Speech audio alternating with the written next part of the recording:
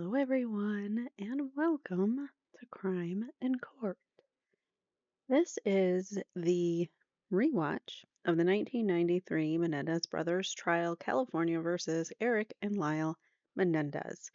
And they have two separate juries, two sets of attorneys, so there are two separate sets of closing arguments. So we are on part 3 and the final part of Lyle Menendez's closing argument. So these are specifically for Lyle. The next 3 streams we will do of Erik's closing arguments, and then we will be about done there. So let's get started here. Let me shrink myself. All right, so this is Jill Lansing continuing on for the defense right about where we left off last time. We will hear a rebuttal and then we'll be done. There are jury instructions, but I'm not going to have us sit through that because they're very long and boring. So I don't think we need that, but we will just do the defense and then the prosecution's rebuttal. So let's go.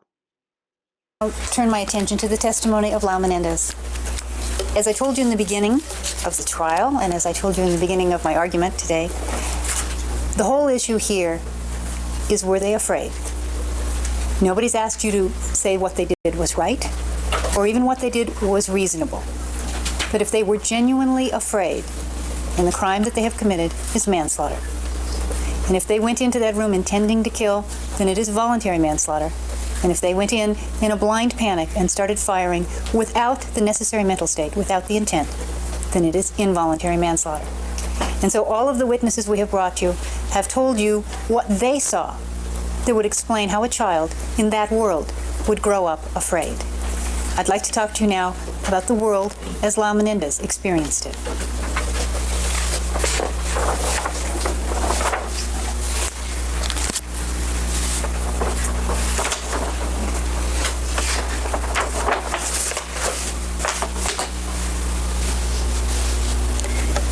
Lyle began his testimony by telling you of the good things he remembered. He remembered playing in the snow with his father, and he remembered his mother on Christmas mornings getting up early, and he remembered her taking care of the birds. He told you that he loved them and that he had killed them, and he told you that he did it not for money and not to pay them back, but out of fear. He told you that what he wanted more than anything else was to be loved by them. He talked to you about things that happened to him in that house. He talked to you about the lung expansion exercises, where his father would hold him underwater, so he'd have to fight for air. He told you that swimming made him nervous, and he used to beg his mother not to make him go. But she said he had to go, and if he didn't, she would tell his father. He said when he played soccer, which he liked, he couldn't associate with the other kids because they were mediocre. And mediocrity was contagious. You wouldn't have the competitive edge if you were friends with them. And when they left and went for pizza because they won, he went home with his father, who always drove him separately, rather than going with the other kids. And his father told him, even though he had won, and even though he was very talented, what he had done wrong that day. And when they lost, and the team went for pizza, his father told him, you don't get rewarded for losing. Nobody remembers a loser. Lyle said he was the most important thing in his father's life. And yet he told you that part of the way that his father took care of this very important child was to regulate his food. He charted his food, he read about different diets, the eat to win diet, the high protein diet. All of the diets were not for strong bones and shiny hair. They were for performance. And when one time Lyle bought some junk food, he punched him in the stomach, and that was at age 11. Lyle also had a daily reminder of what it's like if you don't measure up, because he saw the treatment that his brother Erik received. He was ignored, he was belittled, he was demeaned, he was worthless, he didn't count, and he didn't exist. And the message was very clear, that unless you are good enough to be my son, good enough to carry my name, good enough to meet my standards, you don't exist. He had no time for friends. And every bit of attention was devoted very early on to his tennis performance. And he would have to tell his dad at dinner what he did that day. Now, for most of us, what you did that day can be answered in about 30 seconds. And for Lyle, it would take an hour and a half. Every exercise, what kind, how often, for how long. Every stroke, every move, and he had to describe it in detail. At 17, when Lyle was #1 in the Middle States, I asked him, well, your dad must have been proud of you then. Seems like a significant accomplishment. And he said, with not an ounce of self-pity, no, my dad was thinking nationally then, and I wasn't really where he wanted me to be. It was always something more. It was always something better. And Lyle told you that first day of his testimony that his father took photographs of him.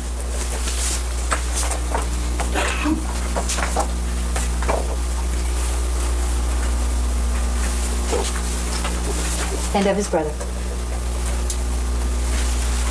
And the photographs were when they were naked, and the photographs were of them in the bathtub or in the bedroom, and they were always seemed to be aimed at the genitals. Now, there's been talk about the lying that Lyle Menendez did, and he lied to everyone on the face of the earth before he was arrested. There is no question about it. He never admitted that he had committed this crime. He never admitted that he had killed his parents. He lied to the police. He didn't talk about it with his relatives, but he certainly never admitted it. Now, if he's going to lie, I guess he should have said, gee, there were lots of photos, and I used to see them all the time, and my dad would show them to me, and he'd photograph me, when we were in the room having sex. He didn't say that. He used to take pictures. Now, I think almost as amazing as the fact that these pictures were taken was that these pictures were saved. You will see the envelope that they came in, and you will see the negatives, and you will see the original small photos, and you will see Kitty Menendez's handwriting that was on the envelope these photos were in, which says Erik's birthday, November 1976. She saw these photographs, and she kept them. Lyle told you that his father would talk about bonding and sex as a way of men bonding, and how special it was to be the firstborn, and how even more special to be Jose Menendez's firstborn. At 6, there were massages and talks, and they would touch each other, and they would undress. And at 7, he said, it became more involved. There was oral sex, and there were objects. He said he cried, and he bled.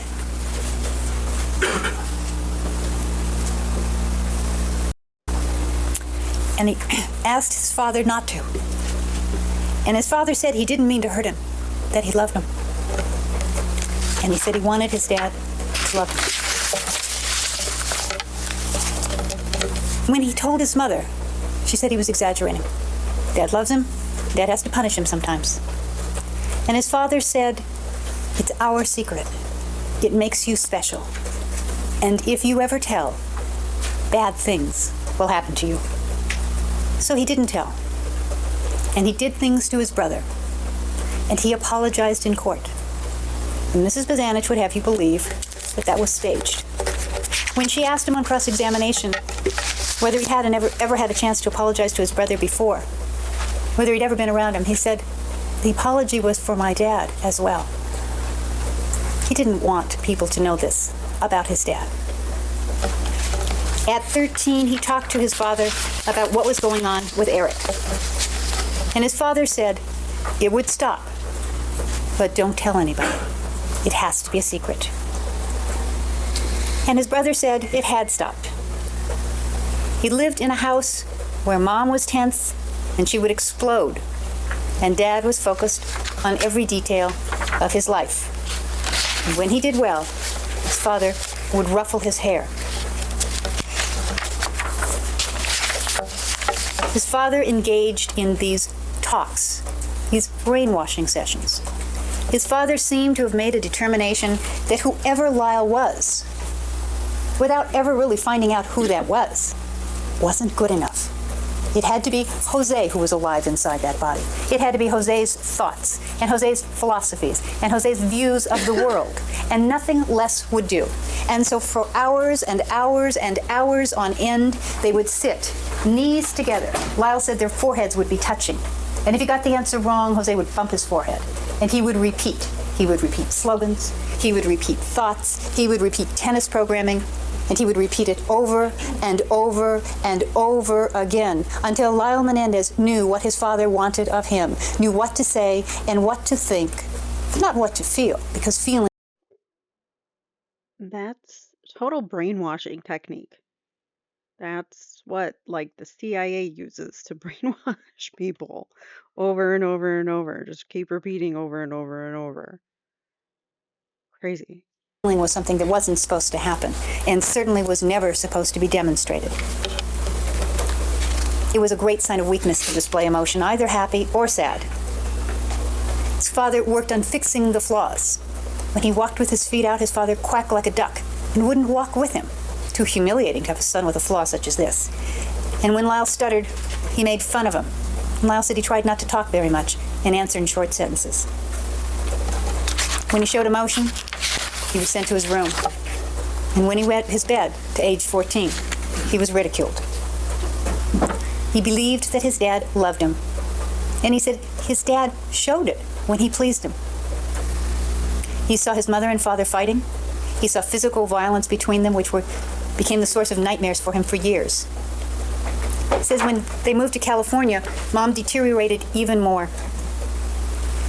She got depressed. She got spacey. She got suicidal, and Dad was cruel, and then all of a sudden, Dad was nice to her, and nobody ever knew why. As a child, she would hold him down, place him under the bed, drag him by his hair. She would wake him up in the middle of the night and send him to search for the ferret. She would chase him with a knife. She wouldn't let him out of the room, even to go to the bathroom when being punished. And when his Do these things sound anything like what a mother should be doing to their children? Any kind of behavior that a normal, loving mother would do to their children? Shove them under the bed and make them stay there for hours? Or lock them in a room for hours with no toilet? They had to go out the window or use some kind of Tupperware in their bedrooms. That's cruel and unusual punishment. And there's no need for it. This household was toxic. The two, Kitty and Jose, both, I think, had narcissistic personalities and other personality disorders, I'm venturing to say, and maybe some other mental health problems, especially with Kitty. But the two of them combined, holy toxicity, holy toxicity with the two of them in a household together, and the amount of cruel behavior that the two of them did to their children. It's just unfathomable to me. rabbit, when he brought the rabbit home from school and she told him to get rid of it, and he didn't, he came home one day and the rabbit was gone. And his mother said, "Ask your father." And his father said, "Check the garbage can." And there in the garbage can was the rabbit with its head smashed in. And that was a class animal that he took home from the summer to like watch the animal. But no, I guess that's a no. He had stuffed animals until he was 17, and they had personalities and names, and he play acted with them to try to sort out this crazy world in which he lived. And his mother began to show him pictures of herself. Am I pretty? How do I look? And to this child who wanted love from both of his parents more than anything in the world, she was showing him a way to get love. And he began the relationship with her that he described to you here, where she would let him touch her. He said she never did anything, but let him touch her. And it was very confusing because when they were out of these intimate situations, she continued to be mean and humiliating and degrading and cruel. And so he stopped. And she got even angrier. And it stopped when he was around 13 or 14. And everyone will tell you that around 14, they saw a change in Lyle Menendez's attitude toward his mother. He was rude to her. He didn't show a lot of kindness to her. Not always.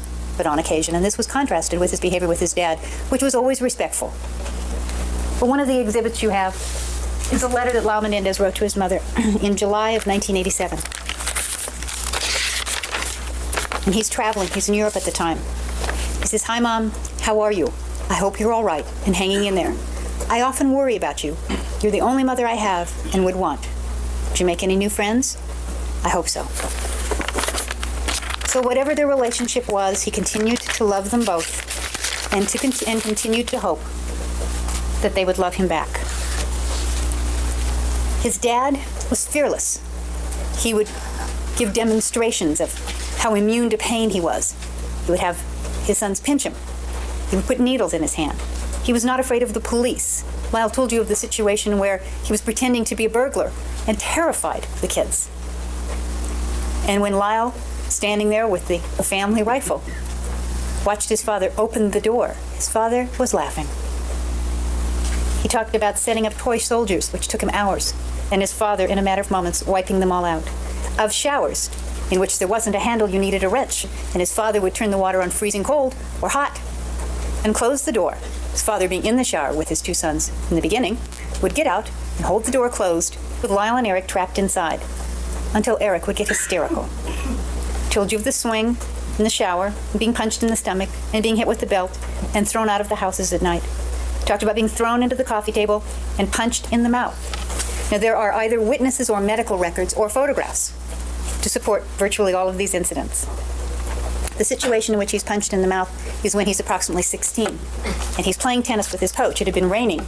Jose had called and said, "Get out on the court." It stopped raining. So they took towels and dried the court, and they were practicing. And his father came and was yelling at him and criticizing him and making fun of him, and he finally turned and told him to shut up. His father, in the limousine, punched him square in the face and said, "If you ever embarrass me again, I will kill you." And Lyle has a scar today, which runs from his lip to his chin, which is never sutured. And when he got home, covered with blood, Jose went in the house first. And then Lyle went in, and his mother helped clean it up. And his mother never asked him what happened. Everyone was afraid of Jose Menendez, and most people were quite intimidated by Kitty. I've put on the board a summary, or a list rather, of some of the threatening and abusive behavior by Jose Menendez. And I have another chart, which is the same thing for Kitty Menendez. And the reason is that in addition to explaining to you how these children could have been afraid of their parents, you will get a jury instruction that says, you'll get two jury instructions. One will say if someone is violent to you, you can expect violence from them. And the other is that if someone threatens you or has threatened you in the past, you can act sooner against someone than you would someone who'd never threatened you. And on the list we have, this is for Jose: punched in the stomach, fight for air while swimming, beat with a belt, molest, drill mercilessly on the tennis court, beatings of mom, which he witnessed, degradation of failure such as stuttering, his walk, and his bedwetting, banished if he cries, the shower incident, the swing incident, threats during the molestation, threats during the talk at 13, punched in the face and threatened on the tennis court. How to handle the Chinese Revolution. Jose Menendez had told his sons that if he had been in charge around Tiananmen Square time, he would have just reassured the students it was just fine, and when they weren't expecting it, he would have mowed them all down. Threats to Robbie Kloss, the threats to Craig Signorelli, which is the incident Tracy Baker talked about, the yelling at Craig Signorelli in front of the house, "If you don't leave my family alone, I will kill you."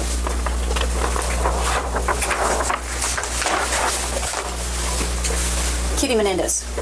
Wish you were never born, send to the room without food or bathroom, abandoned at airports, malls, and the pool, report behavior to Jose for punishment, enforce abusive tennis schedule, refuse to intervene when asked to protect, rages, exposed to danger, chase with knife, place under bed, smear blood on the face, drag by the hair, molest, hit, scream "I hate you," and threaten to poison.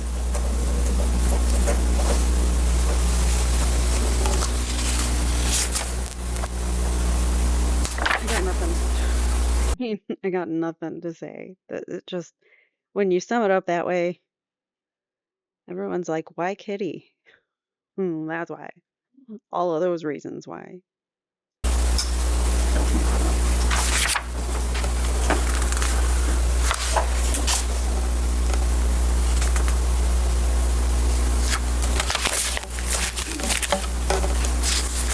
Lyle talked about his father's success.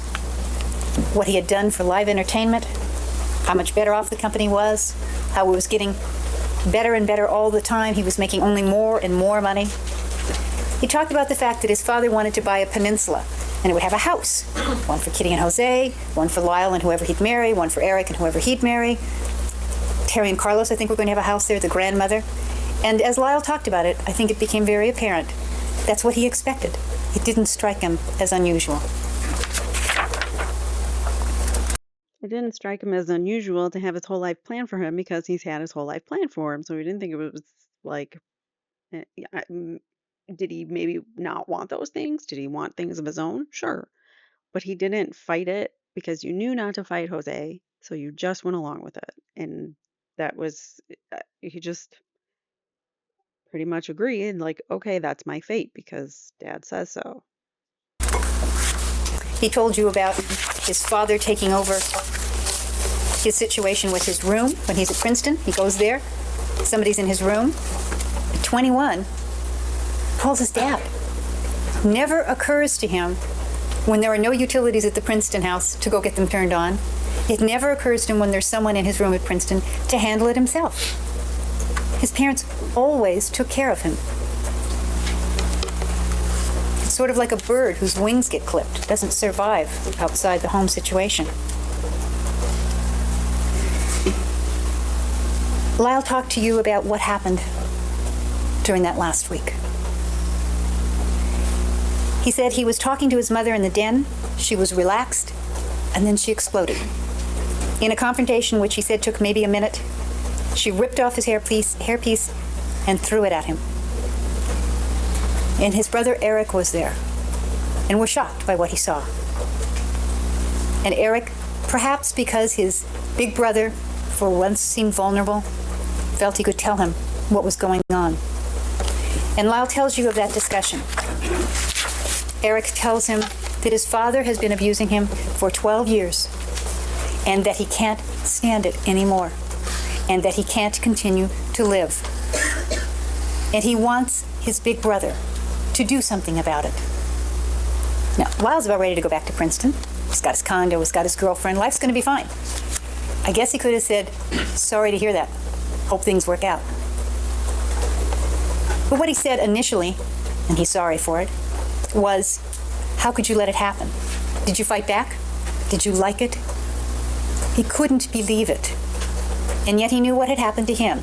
He said he just thought that was something that happened to little boys. And this was his brother. And he believed him. And he knew what his own experience had been. And he knew what he had done to his own brother. And there was no way he was going to abandon him. And so he says, don't worry about it. I'll take care of it. I'm going to talk to Dad. He'll understand. He'll have to understand. And Erik stays with Lyle that night. He says he's awake most of the night thinking. And the next day, he talks to his mother. And in spite of a lifetime of failures to protect him, he thinks maybe this time she'll step in because there's a benefit to her here. She doesn't want him around. She's made it clear she's never wanted him around. And this is the way for her to get her sons out of the house and have her husband all to herself. He figures she's going to be crazy about the idea. I'm sure she'll help out. She doesn't. She's angry. And Lyle feels he's made a big mistake now. He has accelerated the situation. It was wrong, and he fears that she will probably talk to Dad. He spends all Thursday waiting for his father to come home, to have the talk with him. And he prepares for this talk as he prepared for every other talk with his father of any consequence, by making notes. And he waits, and the plane is late, and he waits longer. And Jose comes home, and it seems he knows what's going on. That's Lyle's perception. Now, he knows that his mother calls his dad all the time out of town, and he knows he's talked to her about it yesterday, so he assumes that she has told him. And his dad says, let me run upstairs and change. I'll be back down. And in a typical power play, he keeps him waiting 45 minutes. And when he comes down, he hasn't changed. Lyle tells him, it's going to stop. I know what's happening with you and Erik. It's going to stop. We're going to move out of the house. We're going to go to school together. And life's just going to go on the same otherwise. But I'm not going to let you touch my little brother. And his dad waits until he's finished talking and says, are you finished? Lyle says that he'd been preparing because usually in serious conversations with his father, he'd end up crying somewhere before he ever finished saying what he had to say. And so when his dad said, "Are you finished?" he said, "Yes, I am." And his father said to him, "What I do with my son is none of your business. Don't throw your life away. Stay out of it." And Lyle panics because he can't believe that he's not going to be able to solve this problem. He's not going to be able to save his brother. And he starts yelling at his dad and tells him he's a sick person and that he's going to tell. If he ever touches his brother again, he's going to tell. And his father says, "We all make decisions in life, son. Erik made his, and you made yours." Lyle was pleading with him, "I'm only going to tell if you touch him." And Dad said, "You'll tell anyway," and walked out. Lyle knew he had made a very bad mistake. He goes back to the guest house, and the next thing he knows is he hears Erik and Mom screaming as they climb the stairs to the guest house. Erik is saying, "Mom knows." And Lyle says to her, "How could you?" And she says, "No one ever helped me." Mrs. Bozanich talked about the screaming. Now, as I reread the testimony, you may remember it differently. You can certainly have it read back. But I believe the screaming he describes is as they are coming up the stairs to the guest house, the interior stairs to the guest house. And you will see a picture, which has been marked, of the guest house, which is behind the swimming pool.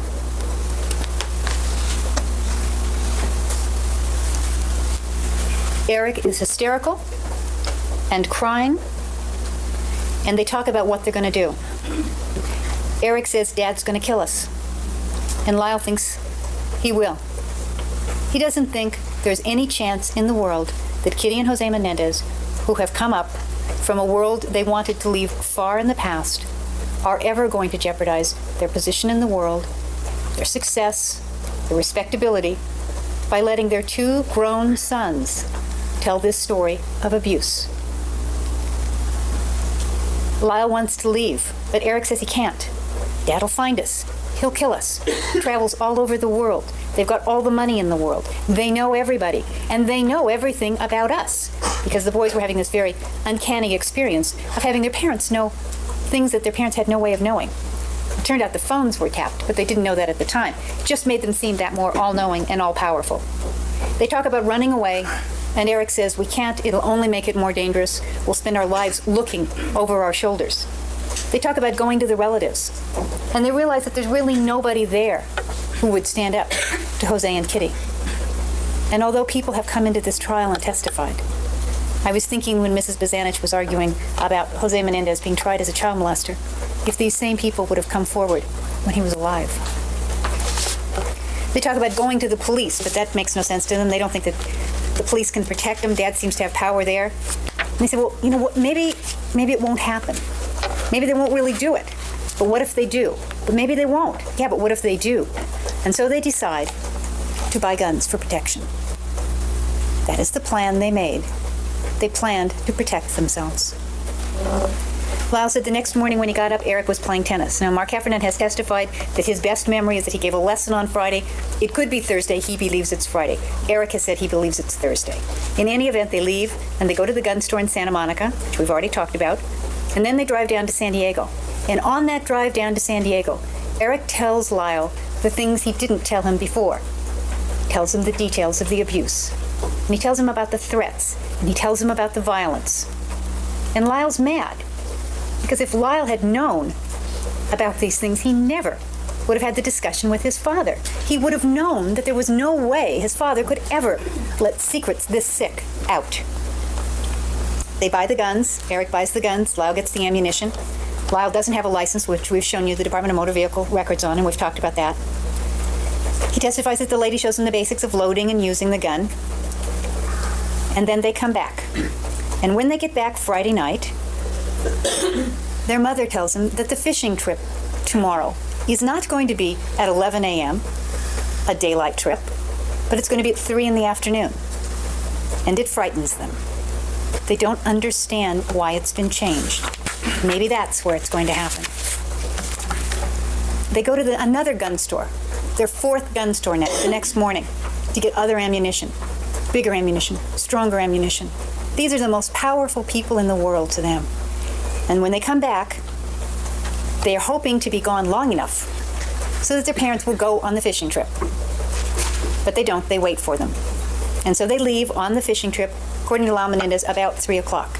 And they get lost on the way to the fishing trip. And Mr. Anderson says he's not sure what time they got there, 4:30. Now, Grant Walker has come in and said that he was there fixing the pool the afternoon and they were playing tennis at 2 o'clock. And I will talk about Grant Walker later in a little greater detail. But Erik Menendez was asked during his testimony, "Are you sure you were there?" And Erik said, "I know there's somebody else who's coming in to say we were playing tennis, but that's not true. We weren't there." So this isn't a surprise witness that nobody anticipated. They knew what Mr. Walker was going to say. They go on the fishing trip, and they're terrified. And they are huddled in the front of the boat, wet and cold and shivering. And Mrs. Bazanich says, what could they have ever thought was going to happen there? There's the crew and the girlfriend and we're not talking about reasonable behavior. If we're talking about reasonable behavior, we're talking about an acquittal. We're talking about self-defense. What we're talking about here is manslaughter, and manslaughter by definition is unreasonable behavior. It is seeing things differently than the way you would have seen things. It is seeing things differently than the way somebody who lived in this house would have seen things. So maybe it wouldn't have seemed frightening to you. That's not the question. Is it believable that it would seem frightening to them? When they got home from the boat trip and nothing had happened, they thought, well, maybe we're wrong. Maybe it's not going to happen. And they go to UCLA and they talk about it. And they talk again about, well, can we run away? And they have the same discussion again. Erik says, I can't go. Dad will find us. I can't live like that. Lyle says, maybe you're right. Well, they're going to wait. They're going to see what happens on Sunday. And then when they get home, because they don't have their key, because neither of them ever had a key to any house they lived in. It was just a key in a drawer that you could take when you left and you put back. Because it wasn't their house. It was Kitty and Jose's house. And so you just borrowed the key temporarily. When they got back, they'd forgotten their key, woke her up, or got her up. She seemed to have an insomnia problem, so we don't know if she was asleep. And she says, I hate you. I hate you both. She says, if Erik had kept his mouth shut, things might have worked out. They believed the decision had been made. But that confirms that Jose was telling Kitty that Erik told the secret to Lyle. And it confirms that, obviously, that Kitty knows, but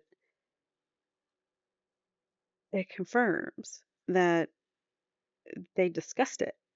And they were discussing some kind of outcome now that there was a threat of the secret being exposed. So they were they plotting to do something to the boys? Were they going, I mean, it seems like they would have some kind of contingency plan if they were being threatened that they were going to do something. I feel like Jose was powerful enough. He had money, he had means, and he was in a very powerful position in Hollywood, which let's not even talk about the fact that there are a bunch of SAing, CAing people up at like the top high positions of record companies and producers, and obviously with like P. Diddy and everything going on, we know that this is rampant in the music industry and in Hollywood in general. And Jose was part of that. He was with RCA Records. So who knows how deep this goes? Could he be part of that ring of those people that I don't want to say to get struck on YouTube, but those CAing type of people? Was he in a ring that did things to these kids? I mean, obviously we know Menudo, and the Roy Rossello has come out and admitted that he was SA'd by Jose in the Beverly Hills home. So, and Jose was going to run for senator, guys. He was going to take that power that he had and run for senator. Do you think that he would let his kids ruin that? That's a pretty good motivator to keep them from talking. He wanted power. He wanted money. He wanted to rule people. He was going to be a senator. That was the plan. They were going to move to Florida and then go run for senator.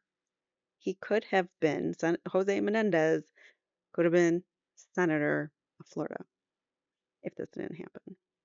And if they kept the boys quiet somehow, whatever way that meant to them, I'm sure they had a plan. And this proves that they discussed it. So that's all I'm saying. Maybe you wouldn't have. Given the lifetime experience they had with these people, they believed the decision was made. Erik told you, well, but maybe it really wasn't going to happen, and so I wanted Lyle to hang around and go in the house and see how Mom and Dad were and see if we could get an idea of what's going on. And Erik says, I wasn't going to go in. I sure wasn't going to go in there. But Lyle was expected to. And he did. And he first speaks to his mother and father, and they don't answer him. And then he asks his dad for the number of a tennis camp that his father had been very interested in him going to. And his father says, what does it matter? And then he gets a phone call from Perry Berman. And Perry says, gee, your dad said you were out. And that is ominous to Lyle because he wasn't out, and his dad knew he wasn't out. And so what's it mean? Does his dad want to make sure he doesn't go out that night? That's why he told Perry he wasn't around? And Lyle described it this way. The fear was growing. It was getting out of control. It was like crumbling. My life was slipping away. If you were fearful and these little things were happening, like your dad was saying to your friend, oh, he's not home, I would be like, that would make my mind go even crazier. These little things that Jose and Kitty were doing or saying, that would make my mind insane. And I would worry and have super anxiety from it, you know?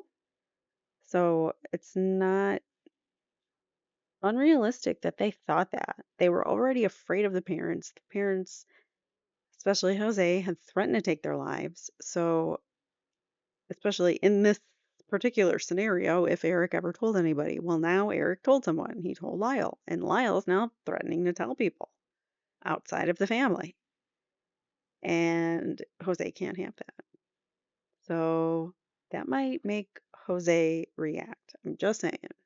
He might have had a plan to hurt and or take their lives. Maybe he was going to make good on his promise. I don't know. And when his brother finally comes home, he says, we're leaving. We're going out. And his mother says, no, you're not going anywhere. And he says, why? And his mother is fumbling for words, and she can't tell him why. And it doesn't make any sense. It's summer. They don't have school. They don't have tennis the next morning. Why can't she tell him why they can't go out? It makes him very nervous, and he's very nervous already. And then, excuse me, there's a fight that ensues. And Dad says to Erik, get up to your room. And to Erik and to Lyle, what that meant at that time was that his father was going to go up to that room and molest Erik. Lyle says, you're not going to touch my little brother. His dad was yelling at Lyle and advancing on him, and the way Erik describes it, Lyle backed away. Lyle always got timid when Dad yelled at him. Mom advances too. Mom is saying, you've ruined the family. He said the look on Mom's face was resolved. Lyle says to her, are you going to let this happen? Dad comes out of the den, grabs Mom, and closes the door. And they both said, we thought it was going to happen then. I mean, there's not reason to be fearful with the things that they're saying. I mean, if I were in that situation and they were reacting that way, and yeah, I'd be scared too. He's pulling Kitty into the room and saying, like, don't even bother talking to them. Meaning, like, we'll handle it. Don't worry. Like, come here, let's talk, let's handle it. And yeah, maybe that means taking them out. Right then. They ran. Erik was up by his room, got his gun out of his room, and Lyle ran to the guest house. And the photograph that was taken, all the lights are on, the windows are open. So he ran back, grabbed his gun, and ran out of there. He didn't close doors, didn't turn off lights, and ran to the front as fast as he could. They reloaded their guns. They emptied the guns because they had the birdshot in them, and they tried to grab buckshot and load them. And both of them said they don't know exactly how many shells they loaded. And they were trying to get buckshot, but they don't know even for sure that they got all buckshot. But they just were grabbing them as fast as they could. They burst through the doors, and they were firing. And Lyle said, as he walked into this room illuminated only by the television set, he remembers hearing shattering glass, the explosion of the guns, the ringing noises. He remembers the smell and the smoke and the confusion. He remembers seeing his father up and moving toward him, and he just kept firing. Remember, they were standing up, which is not what the prosecution wants you to believe. They want you to believe they were just sitting down watching TV. But no, when they burst in those doors, Kitty and Jose were standing and probably in some kind of conversation. So what were they talking about? A way to silence them? A way to handle this? A way to deal with it? And what was that way? What were they going to do? If it wasn't imminent danger, I still believe that there would be some sort of threat or manipulation or some kind of something that would be still considered probably abusive. And yeah, so even if they didn't take their lives at that moment, they might have had another plan to stop them from talking, which could have caused them much harm. And he was asked, what were you thinking? I wasn't thinking. I was just firing. I was trying not to freeze. I was in a panic. I didn't know what was happening. Guns were being fired. I couldn't see. I didn't know. And he was asked about the wound to his father's head. And he said, I saw the picture. I don't remember. I guess I must have. And he was asked about the wound to his mother's face. And he said, I reached over and I fired. He could have easily denied it. Could have easily said, didn't happen, wasn't me. But he took responsibility for both of those shots. Now, both of them would have died anyway. But those shots are obviously the only close wounds. He said that he heard something or saw something, and Mrs. Bazanich referred to the sneaking around the table. He saw some movement by his mother, and he ran out. Now, he didn't say, I ran out to reload. He just said, I ran out. And when we got to the front, his brother was standing there and handed him another shell. And he loaded the gun while he ran back in and fired again. Now, all of the neighbors talk about a pause of a second and a half, 2 seconds. It was that fast.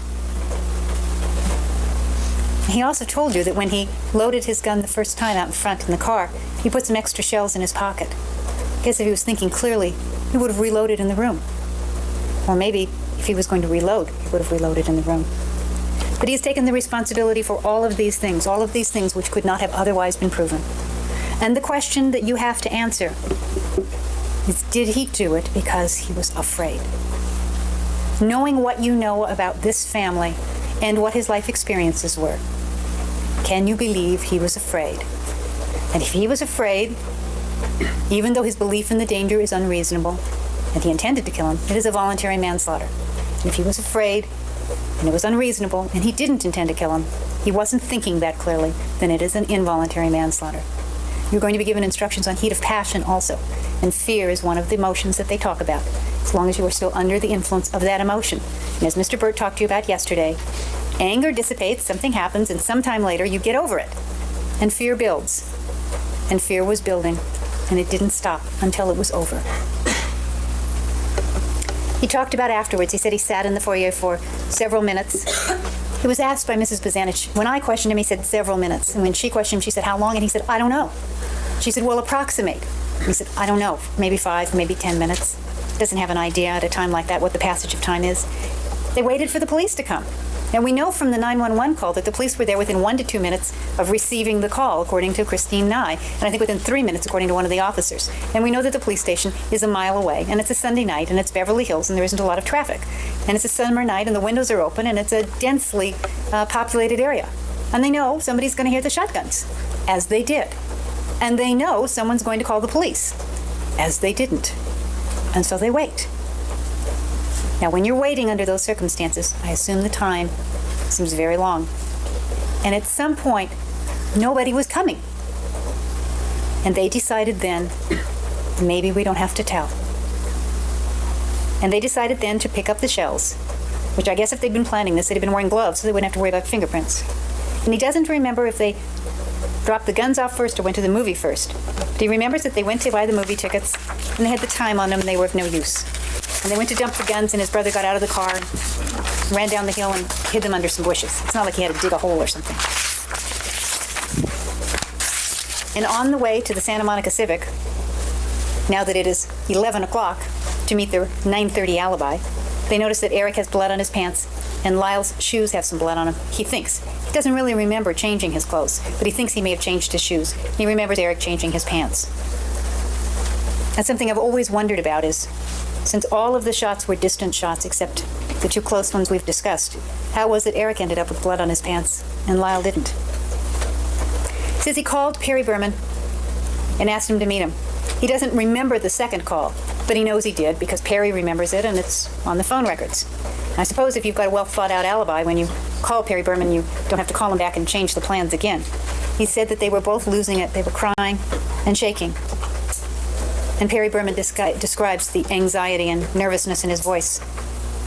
They can't do it. They can't go to the restaurant to meet Perry Berman, and they go back home.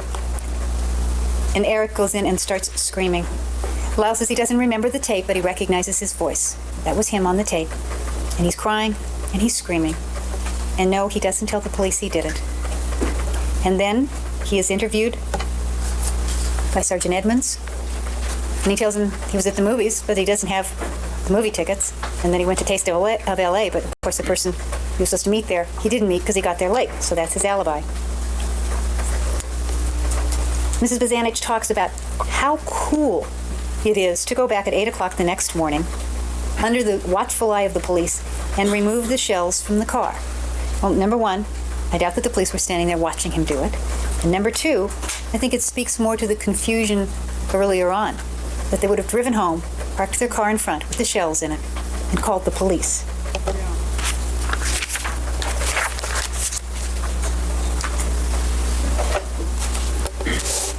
When he is interviewed by Sergeant Edmonds that night, Sergeant Edmonds keeps saying, as one would expect him to, well, how could it have happened? Who could have done this? Parents have any enemies? You got any problems going on? And Lyle says, well, Mark, my coach, Mark Heffernan, said it might have been a burglary or something, but I didn't see anything missing. I didn't think that was it. And my brother had this problem where these gangs were threatening him, but I don't really think it's that. And maybe it's related to my dad's business, but I don't know. He's real clean. He says, my mom was suicidal, but she's better now. When he's interviewed by Detective Zoller on the 17th, he now says, I don't have any idea. Not only rules out all of the other things he ruled out before, but he says, I'm sure it's not organized crime. And he talks about, there's an interesting discussion between him and Detective Zoller. It's actually on the first page of the transcript. Detective Zoller says to him, I understand you might be going to the West Coast. And he says, yeah, we'll probably be going out there. You know, we still got the house to straighten out and all kinds of things. Detective Linehan then says, now your uncle is saying that Karolko might buy the house. You heard that? And Lyle says, that's possible. I don't know. I'm not really handling negotiations as far as the company. Which I think is contrary to the picture the prosecution would have you believe that he was involved in the negotiations. I think it also speaks to the timing of the Mark Slotkin talks. Mark Slotkin had said he thought it was about 2 weeks. They talked 20 or 25 times. He thinks they talked about cars.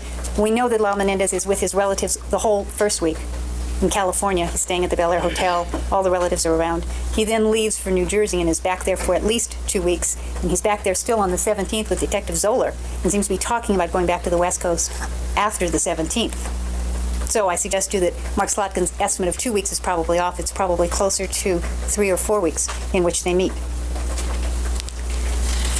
Dr. Oziel testified here at the trial, and I think since the prosecution has abandoned him pretty much as a credible witness, we don't need to spend a lot of time about it, but I do think it's important to look at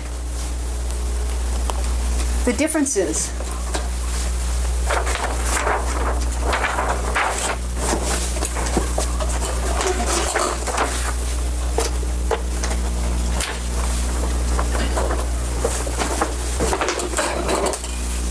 between what Dr. Oziel testified to and what appears on the tape, the 1211 tape. Now, the scenario of the first contact with Dr. Oziel is October 31st. Erik goes to him, confesses. Dr. Oziel calls Lyle, says, you better come in here. Your brother's told me everything, or whatever. He goes in, and Lyle's only concern is finding out what his brothers told him and getting him out of there. And Dr. Oziel talks about him being threatening at that time. You'll see on the tape that Dr. Oziel characterizes his behavior as hurt at that time. When Dr. Oziel says, come back on November the 2nd, Lyle tells you that the discussion is like this. We've got two choices. We can either not go back, and Dr. Oziel will go to the police, and we'll be arrested, which they didn't want to have happen. Or we'll go back, and we'll try to keep him happy. We'll try to do whatever it is he wants so that he doesn't go to the police. Lyle told you that when they decided to go back, they decided they were not going to talk about what really happened, because that would require talking about the molestation, which they weren't going to do. So they were going to talk about the family constellation, the emotions and the interactions, omitting, obviously, some major parts. And Dr. Oziel said he could figure it out. He understood that they wouldn't know why they did it, and he could help them put the pieces together. And maybe they can even use hypnosis. And so they go in to see him, and Dr. Oziel puts together what he knows about the family. Now, what he knows about the family is sometimes accurate and sometimes inaccurate. What he knows is that Mom was suicidal, and Kitty Menendez was suicidal. But she wasn't suicidal in 1989. She was suicidal in 1986, 1987. But he comes up with this theory that, well, you must have done it to put her out of her misery.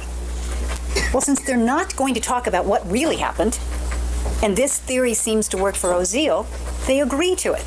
Besides, it kind of makes them feel better that she would have been miserable and there was something positive about it. But in any event, since they had decided they weren't ever going to tell what really happened, they had to say something.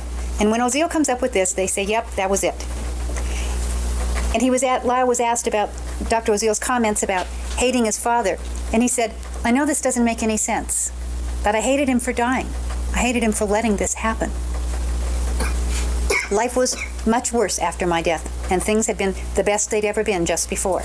The boys talked about wanting to write a book, preserve the myth, and to deal with the guilt that was growing every day. Dr. Oziel said that they talked about killing their mother because she was a witness. Lyle Menendez said they never said it. And you'll see that there's no mention of Mom as a witness on the tape. Dr. Oziel said, well, they talked about what happens if they have children and their children do this to them. And Lyle said that was true. They talked about the intergenerational nature of abuse, that parents do to their children what was done to them as children. He talked about killing his mother and described her as bright, powerful, and capable, and could have done many things. He said that he never really had maternal feelings toward her. They talked in these sessions about their finances. And Dr. Oziel talked about the fact that he was going to be under a lot of stress because of what they told him and probably couldn't work as much, and showed him the business cards and said he'd help them invest money. Made a series of appointments, which they didn't keep, but for which they were billed. And he told them, there's two kinds of killings. One is where the spouse comes home and finds their mate in bed with somebody else, and it's just spontaneous. You never knew what was going to happen. And the other is about something that you've known about, an ongoing problem. Well, certainly killing your mom because she's suicidal is an ongoing problem. And so he said, yeah, it's more like that. It's more like the ongoing problem. So by the end of November the 2nd, Lyle Menendez had agreed with Dr. Oziel that they planned to kill their mother because she was suicidal and their dad had been mean to her.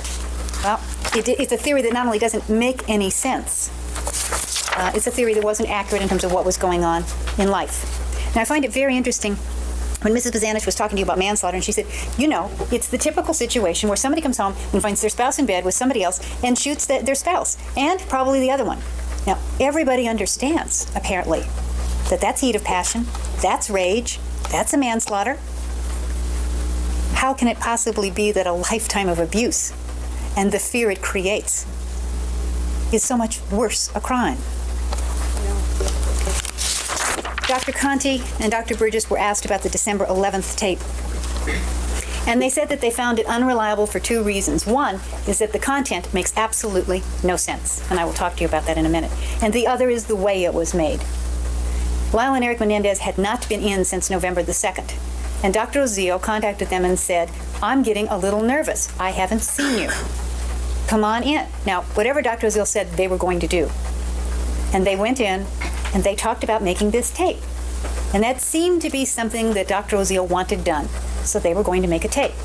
Now, what were they going to put on this tape? Since they weren't going to talk about what really happened, they had to talk about something else. And so what they talked about was what they had decided on November 2nd, that they planned to kill their parents because their mother was suicidal and their dad had made her that way. And so that is what you hear in the tape.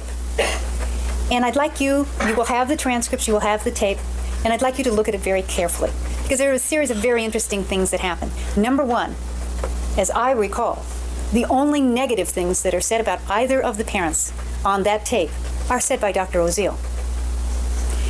The boys keep going off in other directions and he keeps reeling them in and bringing them back. The tape starts out in the middle with Erik saying things about his father. Dad would always be there, the Kennedy analogy. And Oziel switches to, well, I know you felt trapped, and I know there was no bond, and I know your mother was terrified, and you didn't really have a family. So then they go on to talk about Mom's suicide note, which happened in 1986. And then Erik and Lyle are saying sympathetic things about their mother. And Oziel says, yeah, but she turned on you, even with that suicide note. You know, Lyle, you wrote her that letter and said, come live with us, we'll be with you. And she rejected you and she punished you. And Lyle's response is, I wish I would have tried harder. They talk about the relatives say she wanted to die, which is the whole theme here. This is this mercy killing. And Lyle says, it's not my feeling. And Oziel had suggested that she was giving them permission to kill her. Now, Lyle, in this tape in which he's supposedly saying he killed his mother as a mercy killing because she was suicidal, says, you know, it's almost as if that's true. And says later, like you mentioned before. So it's clear, well, on one hand, he's saying, yeah, we killed her because she was suicidal. He's saying things like, that's not my feeling. It's almost as if it's true, and you mentioned it before. So it's clear that he can't stay with the program. And he talks about Mom's sacrifices and all she could have been. And then he talks about Dad's not wanting to make sacrifices for the relationship, which is also old news. Because by this time, he's being very considerate of her. Oziel says, how much was the killing of Dad for you? And Lyle's answer was, it was not because of what he was doing to me. I had already splintered off. And that's very true. They speak sadly and fondly of both parents. And Lyle says, I feel uncomfortable and would cry when he said he loved me. In one paragraph, he describes Dad as emotional and unemotional. Says he was crying on about 6 different occasions and says he never saw him cry. He talks about the fact that things are going to be much worse for Mom now because Dad's going into politics. That's not going to happen for another 3 years. And Erik begins saying things like, I had no choice, and people don't know the truth. And it doesn't matter what they were, I want to remember them as they were when I was 14. Erik says, it eventually had to happen. It was ruining my life, and I guess Lyle's. I love my father. I just wish the relationship would have been better. He talks about being worried about Lyle's depression and that he might be suicidal. And then Oziel makes them do the hugging scene. And they say they don't like it. They say they hate it. And Oziel says, I don't care. They talk about thinking about killing the mother. And I suppose even if you on Thursday night are talking about acting in self-defense, you might view defending yourself against your mother as different than defending yourself against your father. Lyle says, it was a dangerous situation. There was a little word here and a little word there. Now, how does that fit with the mercy killing? A little word here and a little word there is what happened. And a dangerous situation is what it was. Mr. Burt talked to you about Ann Burgess, and so there's no need for me to go through that, except for to refer to the fact that she told us about the limbic system, which is the biological explanation for what we all know in a common sense basis, which is that when you are afraid, when you're in a panic state, when you're in a high anxiety state, you operate differently. We all have heard stories about people who lift cars off of children trapped under them. And she talked about the fact that this is a panic state. It is an emotional state. It's not a thinking state. She talked about it being a disorganized crime scene, and Mr. Burt went through that. I don't think that there's really any need to go through it. But Ms. Bazanish said, they almost got away with it. Well, if anybody had done a gunshot residue test on them that night, or searched their car, they certainly wouldn't have gotten away with it. Right. We brought Dr. Conti and Dr. Hart here for you to listen to. They came from out of state, I confess. They worked for amazingly little money. They're both professors. They don't make their money testifying in court. They both have international reputations. They both were given unlimited access to Lyle, to the witnesses, to the file. They could see who they wanted. They could read what they wanted. Dr. Hart wanted Dr. English to examine, or someone to examine Lyle. We had that done. And they told you, after well over 400 hours invested for each of them, that they found that what Lyle Menendez said here was credible, made sense, was consistent with what they know about these cases. And Dr. Conti told you that it is his opinion that they acted out of fear that night. We're not talking about bad parenting, as Mrs. Bozanich describes it. We're talking about a world in which a child is terrorized and demeaned and ridiculed and rejected from birth on. If Dr. Hart and Dr. Conti were so absurd, had so little to say, were so wrong, then where are the prosecution experts? They have the same access to experts that we do. Their experts can watch videotapes, read transcripts, sit in court. They could see Lyle Menendez testify, they could see the experts testify, and they could come in and tell you, you know, when he said this, that's inconsistent. Everything I know says it doesn't work that way. And that study that Dr. Conti referred to doesn't really say that. No one came in and said that anything Dr. Hart said, or anything Dr. Briere said, or anything Dr. Conti said was wrong.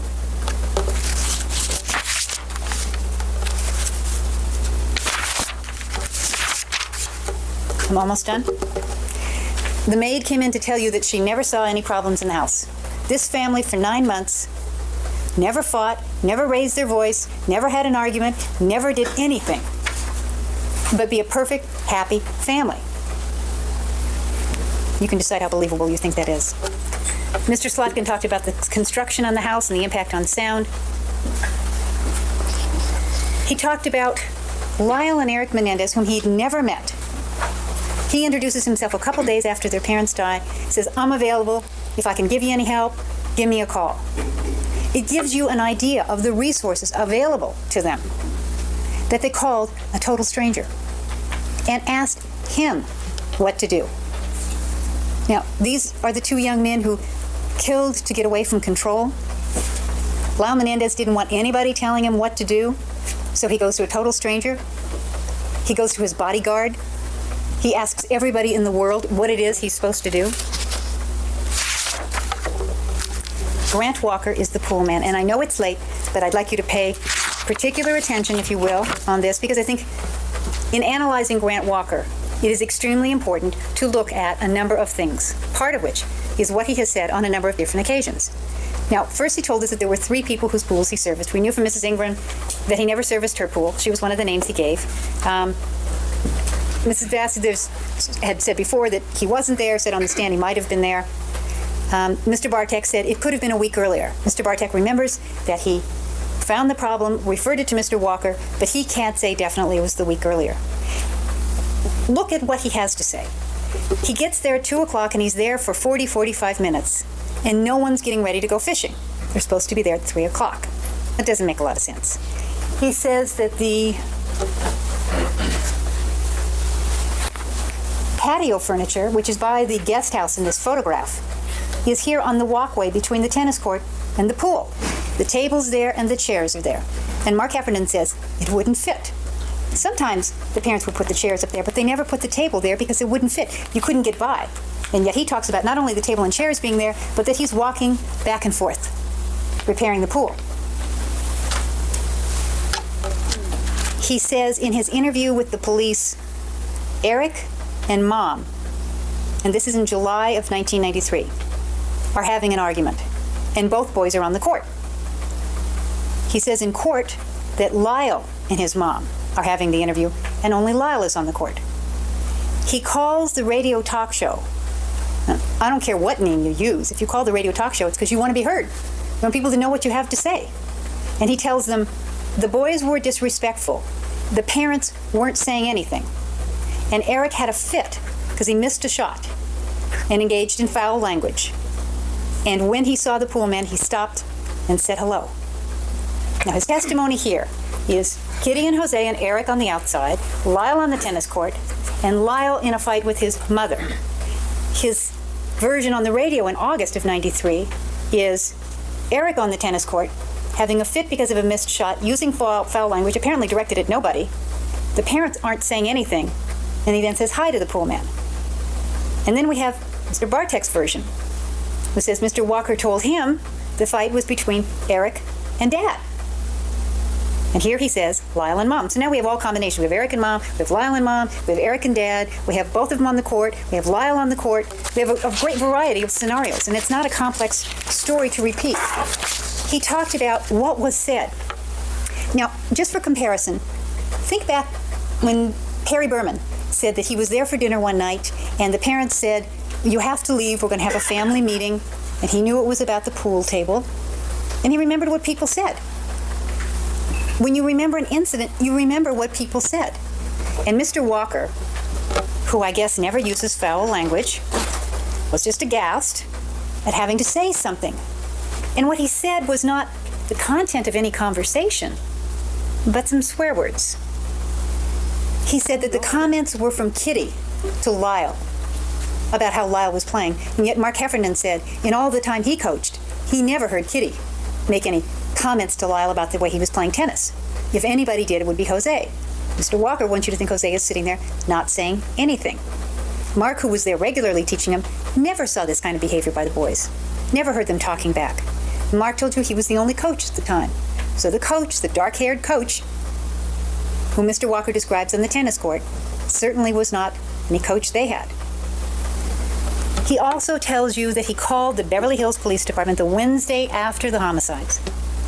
And he says, I was there Saturday. I have information about these murders.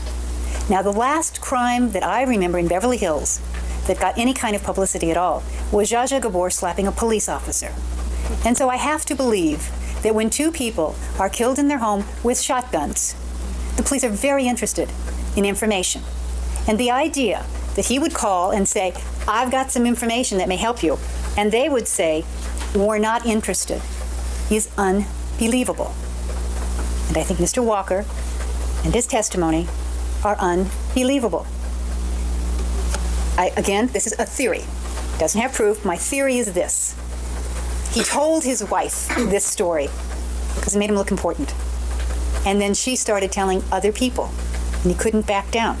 And when she went to the police, he had to stick with the same story. But the story makes absolutely no sense at all.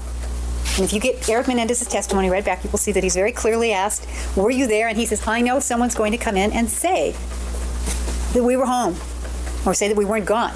But it's not true. And it is not true. Why would they be playing tennis at 2 o'clock in the afternoon when they're supposed to be at the, from 2 until 2:45, when they're supposed to be at the marina at 3 o'clock on a fishing trip? And who's the mystery coach?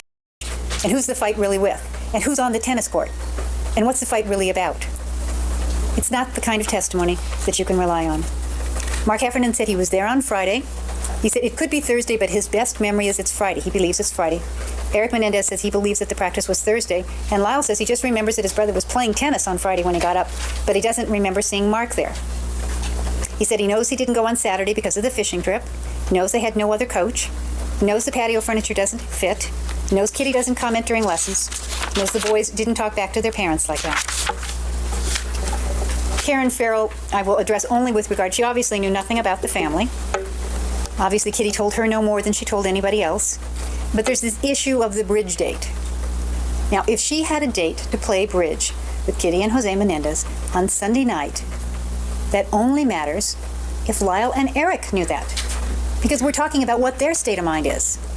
If they know Mom and Dad have a bridge date, then they're probably not going to think it's going to happen right then. But this was 10 o'clock on Sunday night, and nobody was playing bridge. So whatever Karen Farrell's plans may or may not have been don't mean anything, because they were unknown to Lyle and Erik.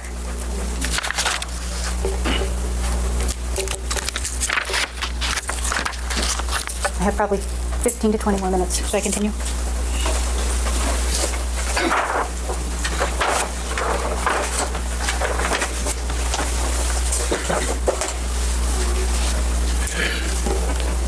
A number of stories.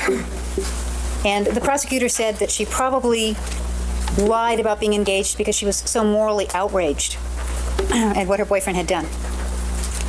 And without even commenting about her moral integrity, I think that to suggest that she should come in here and lie under oath about anything is not a proper suggestion. Let me deal first with the hairpiece. Jamie began her testimony saying that the discussion with Erik about Lyle having a hairpiece took place the summer of 1989. Now, we probably have a broad range of what summer is, but I sort of think of it as June, July, and August. And then she backed it up because she realized that since she broke up with him in April, it couldn't really be summer. So we then moved back to spring. And spring, she said, was probably March and April. And she knows she broke up with him in April, so probably wasn't then. But we went through her work records. The X's are days that she worked, and so it became apparent that the only time she could have possibly come out was the 22nd. And she said it was a weekend. She doesn't know how many days she was out for, but it would have had to have been the weekend of the 24th, 25th, 26th, around there. She said it was spring break. Well, you're going to get a document which shows you that spring break that year was March 11th to March 19th. So the week she's talking about is the following week. So it wasn't spring break. So she was out here with Lyle for spring break, although Donovan Goudreau had already testified that he came with Lyle here on spring break. We showed you documents which indicated that the parents and Erik were in Florida from the 17th to the 24th, probably the 25th. We have a boarding pass for Mrs. Menendez coming back on the 25th. So we know she wasn't there till the 25th. And Erik, it's not clear if he was there the 24th or the 25th. And you'll see travel records, credit card receipts, placing them in Florida during this period of time. Mrs. Menendez's car was stolen on the 25th, and Jamie doesn't remember that. Seems like the type of thing you'd remember if you were out. And then on the 27th, and although the line isn't here, the travel records will then show that Mr. and Mrs. Menendez are out of town the rest of the month of March. And so it becomes apparent that Jamie wasn't here in March, and her April work schedule makes it impossible for her to be here in April. And so I asked her, since she was so sure it was spring, but now it was impossible for her to have been here at that time, if she wanted to move it back to February and wanted to go through those work records. She indicated she didn't, but she remembered for sure that she saw Hurly Burly, a play, while she was here. Well, there's a stipulation that's been entered into that Hurly Burly played from mid-November to sometime in January. I don't have the date, but you'll see it in your stipulation. So now summer has become January. And we do know that Jamie was out here in the fall of 1988. She was out here after Thanksgiving. There'd been testimony to that effect. And Ed Fennell remembered seeing her. Ed Fennell was here at the same time she was. She indicated Ed Fennell wasn't there. So I would suggest to you from the work records alone, it becomes impossible for her to have been there in the summer, in the spring, and she's going to keep backing up to a date I guess we can't account for. But it seems to me that the difference between summer and January is substantial. And she didn't even say then, well, yeah, no, now I remember, it was January. I was there for Lyle's birthday, which is January 10th. She didn't say that. She said, well, no, it was sometime. And Detective Zoller told you that when she first talked to him about it, she said she'd overheard a conversation between Kitty and Erik. And when she testified here, she said Kitty wasn't around. So I think it becomes very clear that this testimony about Erik knowing about the hairpiece is false. Mark Heffernan, who was the coach, who was with the boys all the time playing tennis, they swam, never knew he had a hairpiece. And it is hard for me to imagine that Erik would have known about it and never teased his brother at some point in time when the coach was around. And no one else knew he had the hairpiece. We talked about the credit card because she had told this story that the police had said, gee, there's these credit card calls, and they seem to be related to you because they're calls to your mother or calls to your father or whatever. And she said, well, I had permission to use the credit card for that weekend because I had talked to Kitty and I was going to arrange for Lyle to be in this tennis tournament with me. Well, we all know how Kitty felt about Jamie, and there's no way she would have ever done anything to encourage that relationship, let alone loan her the phone card. And that certainly doesn't explain why she was using the phone card, and all the members of her family apparently were using the phone card for months and months before that time, but long after she'd broken up with Lyle. And when we went through the people who were called, at one point I said, what about this call? Richard Garrett. Richard Garrett? I don't know any Richard Garrett. And when I said, well, wasn't he your roommate when you were going to Mercer College? Oh, Rick Garrett. Yeah, that Richard Garrett. She told us that she had been told by Lyle, long before he was arrested, that his father had told him that he had sponsored her in this sponsored her for this tennis travel, which would take her out of the country and away from Lyle. Now, the issue is really not whether he ever sponsored her or not. The issue that he told Lyle that he had done that, and he evidently told Terry Baralt and a number of other people. But Jamie, when she went to the police, according to Detective Zoller, said she'd been watching the trial. She heard his testimony about this, and she'd contacted Mr. I can't remember his name right now. Zoll, I want to say, but she contacted him about this because she was so outraged at this trial testimony. Well, I think that sometime between talking to Detective Zoller the first time and coming in here to testify, she noticed, or someone pointed out to her, that the letter was dated January 1990. So it really didn't make sense that she would, the letter that this man wrote back, Now, that's his name, the letter that Mr. Now wrote back to her was dated January of 90. So clearly she had made that inquiry long before Lyle was arrested and long before he ever testified here. She said she never broke off the engagement, and when she saw the letter which said, I hope you don't mind us postponing the engagement, I hope you have the ring in the safety deposit box, there wasn't a broken engagement, it was a postponement. She said that she was not really engaged in jail because how could you make wedding plans? And you'll have the letter to read in which she talks about her dress and the kind of flowers and who the attendants are going to be and where it's going to be and where the reception is going to be and how many people are going to be there. She also said that she never was proposed to by Lyle Menendez in the jail on his knees.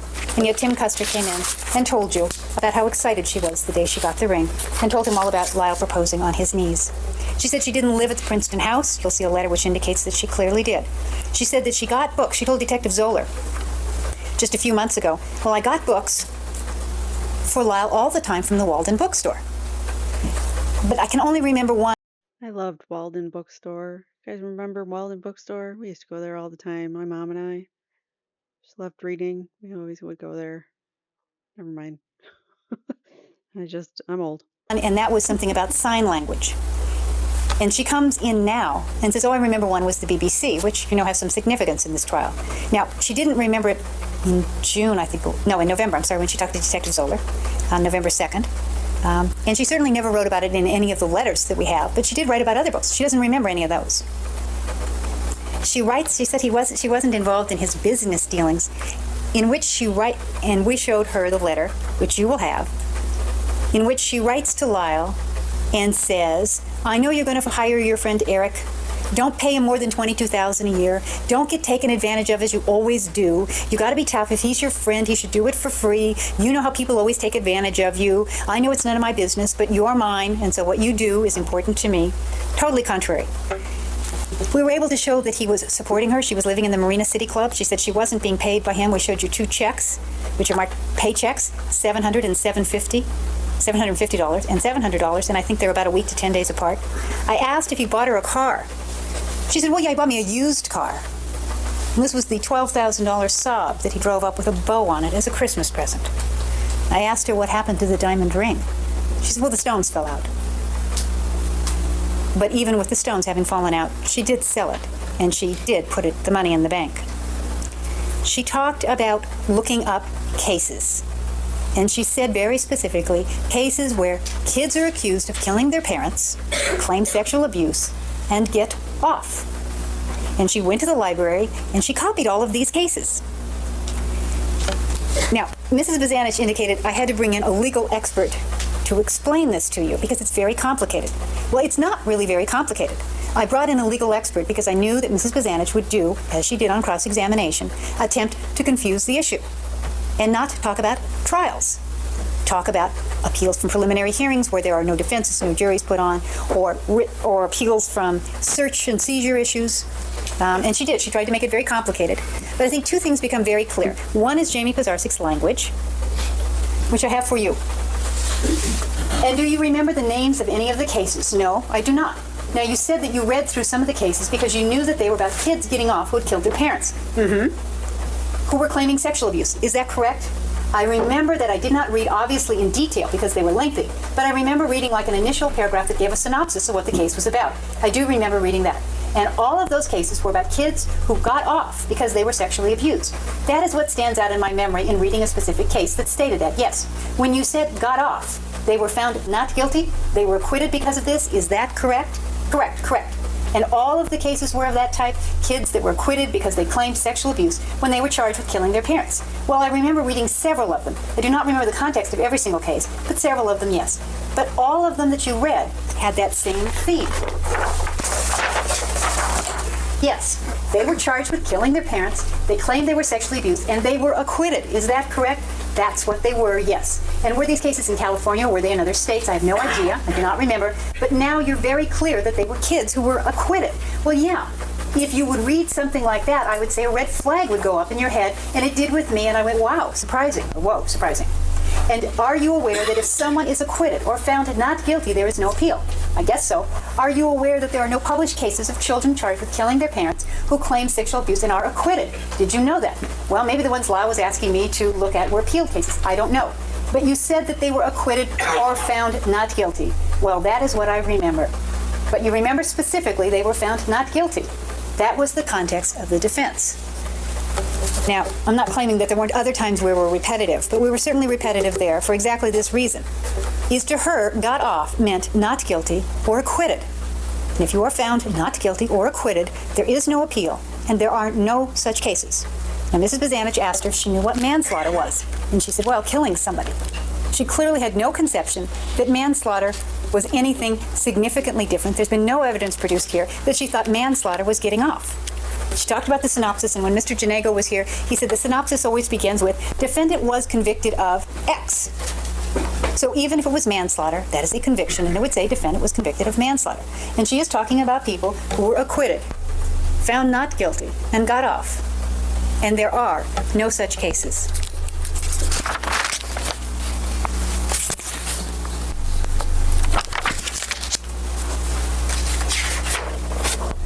Lyle Menendez admitted here in court that he had asked Jamie to lie for him, that he had asked her to say that his father made a pass at her.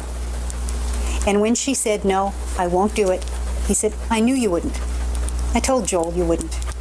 And Joel was the lawyer. Lyle Menendez is a young man who sought advice from a lot of people and followed it. And he sometimes got very bad advice. And he did it, and it was wrong.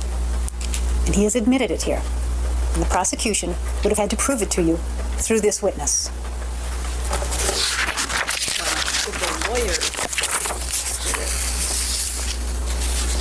The lawyer was trying to do some witness tampering, and it wasn't Lyle. It was through Lyle that he did it, but he told Lyle to do it, which is obviously very bad legal advice.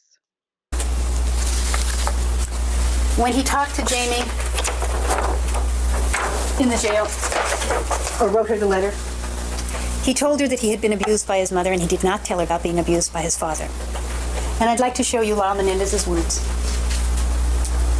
Let me go back. Why were you ashamed? And he's talking about not talking about his father. I don't know why. I just felt like that was not something. I knew that Erik had talked to people about it, but I wasn't going to say what happened to me. Why not? I don't know. It was embarrassing. But it was really more than that. I just didn't want to say that my dad did those things to me. I didn't want to say the things he did to me. Why didn't you want to say what your dad had done to you? Because I was ashamed. Were you concerned about your father? I just didn't think I could go through that. One problem I felt was, this was Jamie. There are two problems. One was Jamie herself being my girlfriend, and I really felt concerned that she would feel differently about me. And it would affect our relationship if I revealed this to her. And talking about what happened with my mother was just not the same. I didn't think she would see it as the same. And really, at that point in time, there was a whole other issue of whether I would ever talk about this to anybody. And if I was asked to be there, I never wanted to have to do what I did here. And it's been very depressing to have to do that. I felt drained since I've done it. And I felt like I betrayed my dad to some extent. There were a lot of things going on in my mind. I had a good relationship with my grandmother, and I didn't want her to hear those things from me. Your grandmother? You mean your father's mother? Right. You said you felt like you betrayed your father. Why is it a betrayal of your father? I just felt that way. I don't know why. Do you want people to think well of your father? I would have liked that. Why, after all he did to you, do you want people to think well of your father? I just miss the connection I had with him. And I loved him, and I felt, I guess, very guilty seeing my grandmother and people hurt. Do you feel like you have betrayed him now by the things you have told about him here in court? I have. How do you feel? I have betrayed him. How do you feel about having betrayed him? Just depressed and wishing, I don't know, sorry. That's pretty much for you. It is the prosecution's obligation to prove the truth of their charges to you beyond a reasonable doubt. They have charged Lyle Menendez with murder. They have charged special circumstances. It is up to them to prove them. We have a tradition of proof beyond a reasonable doubt and of requiring that the prosecution substantiate their charges. And I would ask you that you hold them to that very high tradition, which we've had for so long. You will be given various jury instructions to help guide you. It is our position here that after a lifetime of terror, these children were frightened. After a lifetime of threats, these children felt threatened. After a lifetime of a world filled with uncertainty in which you survived by your ability to read cues, they read cues and they read them wrong. The instructions will talk to you about heat of passion or emotions which cause judgment to give way to impulse and rashness. They will talk to you about an unreasonable but a good faith belief that you need to defend yourself, a belief which is the product of fear, delusion, or simple mistaken perception. It may be hard for you to believe that these parents would have killed their children. Maybe it wouldn't be hard. But is it so hard to understand how these children would have believed their parents would kill them? It is hard sometimes to look at pain. And we look away. We close our eyes in movies. We don't read the newspaper. We don't watch the news. I ask you now not to turn away from the pain and to see it for what it was and what it did to Lyle Menendez. I ask you to return a verdict guilty of involuntary manslaughter. Are you ready? Yes. All right, you may proceed. All right, so this is now the rebuttal from the state. Pam Bazanich is going to be doing it, and about an hour or so of that. So here we go.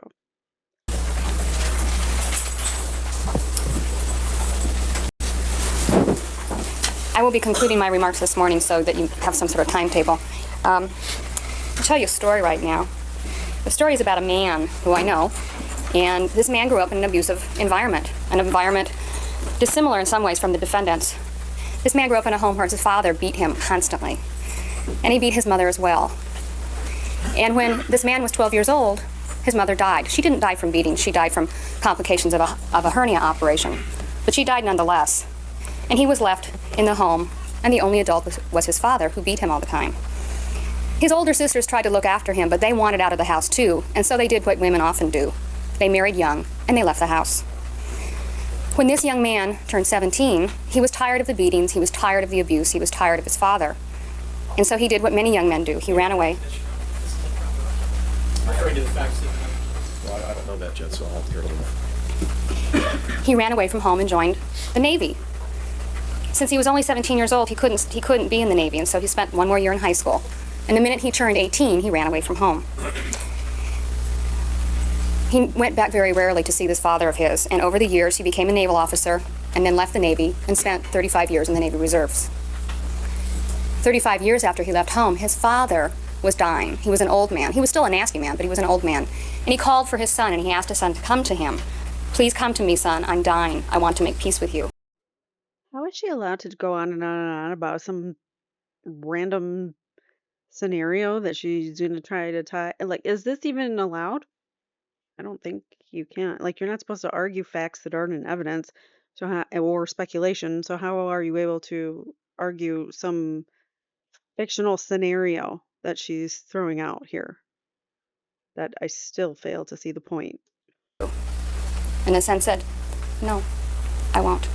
Not after the way you treated me." So when Dr. Conti says that children who are abused generally love their parents, that's not true. This defense in this case is extremely... This is an expert, a CA expert, and she's going to argue that a CA expert is lying about what commonly happens in these situations. Okay, sure. Cool. Let's go with that.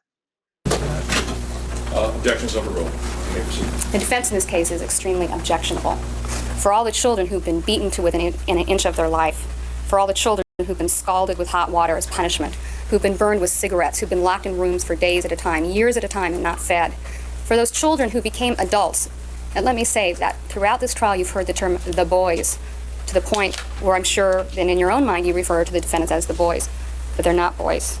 On his I'm going to interject there because I was saying by the way, yesterday I premiered a stream on. We went over the DA's announcement regarding resentencing. I can't believe I forgot to tell you this. So if you missed it, please go back and watch that. I will link it in the video because I think it's a good um, informational piece that I worked on. We went over not only the DA's announcement, but kind of what the next steps are. And then we talked about, or we went through the actual recommendation from the DA. We read through it. It was about 20 something pages. It was really good. Talk about like the good things that Erik and Lyle have done in the past and are like in prison since they've been incarcerated. They have created these programs and rehabilitation programs, workshops, and whatnots. And they're really, really involved in that, even though they have been under the impression that there was no way of them getting out. So they've been doing all of these things in prison to give themselves purpose because they want to, not, for some possibility that they might get out. So they've been doing these programs for years, creating programs for other prisoners and inmates. But what I wanted to say is I said in that stream that the boys' mentality was severely handicapped because of all of the CA going on in that house. So it affects you psychologically. And therefore, I just read a thing where, due to all of the abuse, Lyle, even though he was 21, he had a maturity level of about 10 years old. And Lyle was about 8 years old, even though he was 18 in age, but mentally they were much younger. So add that on to the fear factor, okay? They were, by all intents and purposes, mentally children, even though, okay, yes, by law, maybe a 21-year-old and an 18-year-old are legally adults, but their brains were not functioning at that maturity level in the least. And even so, our brains don't really fully mature until we're at least like 25, 26, or even later for some people. So there's that. So, yes, they were boys. They were psychologically mature wise, they were not developed yet because of everything that they endured in that house. next birthday, Lyle Menendez is going to be 26 years old. He was 21 years old, almost 22 at the time that he murdered his parents. And for all of those children who were severely abused, for all those children whose parents put them in the hospital in truly life-threatening situations, this defense is an offense. And for those children who got out of the house and made lives for themselves and became productive members of society, this defense is an offense. Individual responsibility for one's actions, is the hallmark of becoming an adult. And in our society, we say adults are 18 years old. 18-year-olds in this country have been drafted and sent to die for their country. And do we think that's ethical? I mean, just because it is happening, does that mean that it's right? We don't know. But that's not even an argument here. They were definitely young, yes, but that doesn't mean that, again, maturity wise, that they were mature enough to handle this situation. And for her to say, all these other people had the bad situations and they didn't turn out like Erik and Lyle. Well, their situations weren't Erik and Lyle's situations. So you can't compare. You don't know. I mean, you don't know Jose. Everyone that they got to testify, who knew the family, no one had a nice thing to say about Jose. He was, well, except for the boys, except for Lyle and Erik, nobody really had a nice thing to say about them. So there's that. 18-year-olds are entitled to vote, they're entitled to marry, they're entitled to own property, they're entitled to enter into contracts, they're entitled to do everything a 35, a 50, and a 90-year-old is entitled to do, because 18-year-olds are adults in our society. And so don't be tricked by the repetition of the term the boys, the boys, the boys. And how many times did you hear the murders referred to as the deaths? I often ironically thought of them as the day you made yourself an orphan. These are murders, ladies and gentlemen, and the repetition by the defense of terms such as the boys and the deaths is nothing more than the same thing that happened if you were late to school when you were a kid and you had to write on the blackboard, "I will not be tardy," 100 times. The repetition is done so that you will think that these men are boys and that these murders are deaths. And that is the purpose of the repetition, and that is the purpose of the use of the language. The purpose is, well, they are boys. And I mean, okay, maybe men, but they seem young, maturity wise. So that doesn't help. And then what was the other thing? I don't remember now. The deaths instead of saying the M word. Well, the M word has a connotation, which is why I can't even say the M word on YouTube without my channel being struck or this video being hidden. So there's a reason why the defense has been using the words death and rather than the M word, just because it doesn't have that connotation. And if it's involuntary manslaughter or voluntary manslaughter, whatever their charges are, um, that's not M. That's not the same as M. So yeah, you don't want to be influencing the jury with certain words because words have meaning and words have connotation and certain things that you think when you hear a certain word. So why not? And there's no reason that this is wrong. So for her to even point this out, I think this is bad because just not a good thing for her. Not a good look because everyone does it. Prosecutors do it, defense attorneys do it. Your words matter and you want to sometimes lessen the blow with certain words. And sometimes it's stipulated, or the judge rules, like, you can't say this word, so I want you to use more this language. And there's nothing wrong with this. This happens in trials. But Keep in mind, she makes it like, oh, the defense is doing something wrong. this is the best defense Daddy's money could buy for his adult sons. Now, I have on the board a tree that was used by Mr. Burt in his argument, and I believe Ms. Lansing as well. And not very subtly, Mr. Burt told you that in order to avoid this portion of the trial, all you have to do is not find the defendant guilty of one count of first and one count of second. And he wasn't very subtle about it. He's basically telling you that if you want to see one of these kinds of trees this year, ladies and gentlemen, all you have to do is find one count of first and one count of manslaughter, and you can go home. And that's what he's telling you. And the thing about this that's somewhat troubling is that you're going to have a jury instruction that the judge is going to tell you about today, and this is what the instruction says. In your deliberations, do not discuss or consider the subject of penalty or punishment. That subject must not in any way affect your verdict. Penalty or punishment, these two penalties, is something that you cannot consider at all when you are back there discussing guilt. If there is a second trial, then these things become relevant. And what the defense attorney is trying to do is, if you want to get out of here, if you want to go home, I'll show you the route out of here. Well, after the Not what he's trying to do. Really, lady?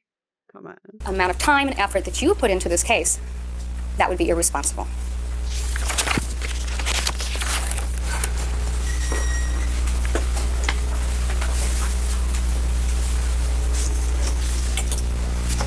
It cannot stand the way Pam Pisonich twists everything that the defense is doing. I hate attorneys that have to be like tit for tat with one another. It's so annoying to me. Reasonable doubt. Well, we prosecutors have our own charts. And here's the prosecution version. This is the counter chart to the defense chart.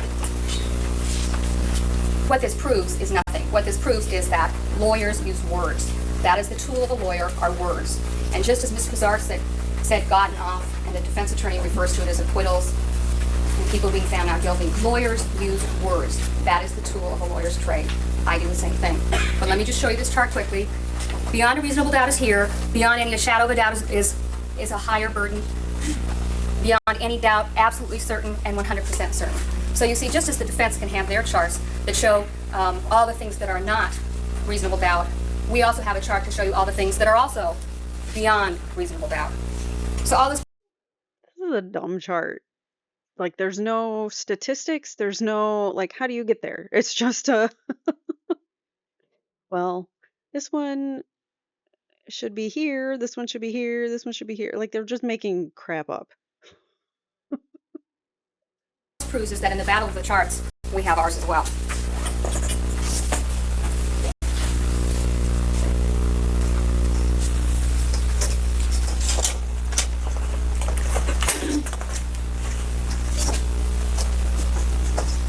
Mr. Burt complained about the fact that the people used Exhibit 7 here in their argument. And so I put up a photograph that's been introduced. In fact, there are two copies of a picture of the Cookie Monster. It seems to me that this picture of the Cookie Monster sort of sums up what the defense has been trying to do in this case. The defendants made this mess. The defendants slaughtered their parents. And they put in photographs as ludicrous as the Cookie Monster in hopes of preying on your sympathies, in hopes of confusing the issues, in hopes of making you feel sorry for the defendant. Well, the judge is going to instruct you, and one of the... So the jury's stupid and they can only make decisions based on emotion because there's a picture of a Cookie Monster that's been entered into evidence? What? Does that even make sense? What? You guys, the jury, you're too stupid to realize that the defense is only putting this Cookie Monster there to emotionally make you sway your vote towards them. And hear me, the wonderful prosecution, I'm just pointing that out so you can make sure that you vote them guilty. This doesn't even make sense. But okay, a Cookie Monster is going to make me vote not guilty. Sure.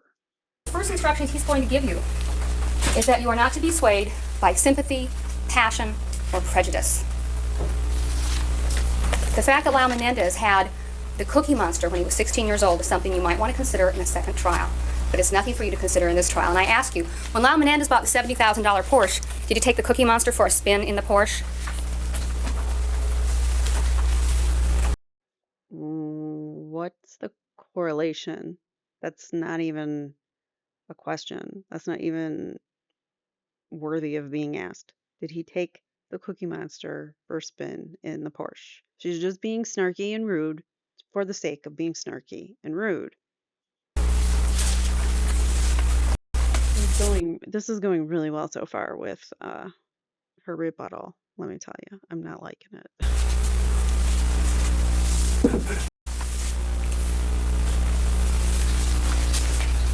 Told you that the circumstantial evidence instruction gives the benefit of the doubt to the defendant, and that is true as to the first part of the instruction. But let me read to you the paragraph that I'm going to be discussing now. If the evidence as to any such specific intent is susceptible of two reasonable interpretations, one of which points to the existence of the specific intent, and the other to the absence of the specific intent, you must adopt that interpretation which points to the absence of the specific intent.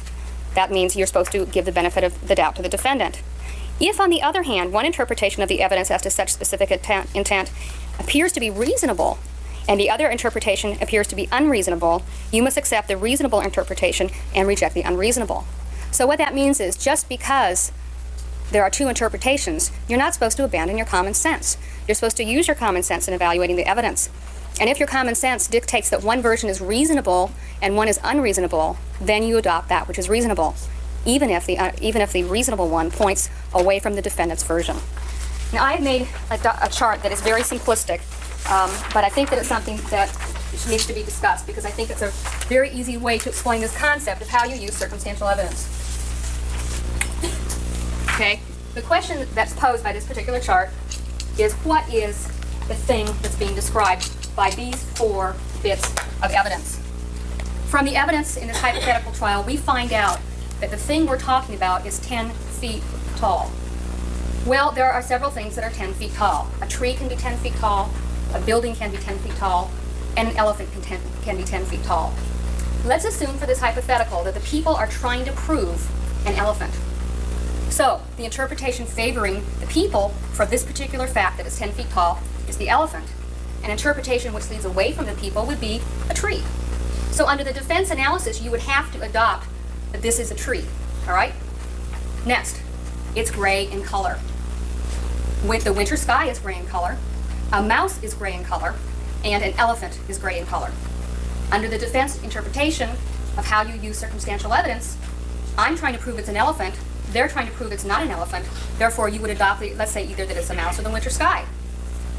Under the third piece of evidence, this thing has a trunk. An elephant has a trunk, a set of luggage has a trunk, or a car has a trunk. Again, under the defense interpretation, this fact would have to be interpreted away from the elephant and to the car or the set of luggage. Lastly, the last fact is it has large ears. A basset hound has large ears. B, an elephant has large ears. And C, a rabbit has large ears. Again, under the defense rationale, you would have to find that this is anything but an elephant.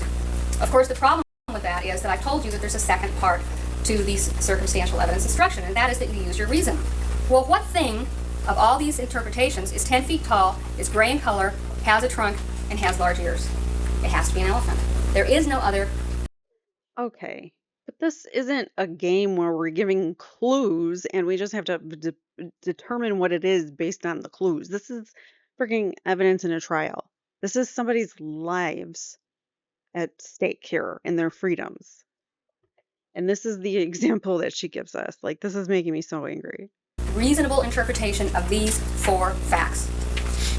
So, when the defense attorney tells you that you always have to adopt that which favors the defense, that's only if it's reasonable. And in this particular case, the version that it's a building, a mouse, a set of luggage, or a basset hound, you put those together and you get nothing.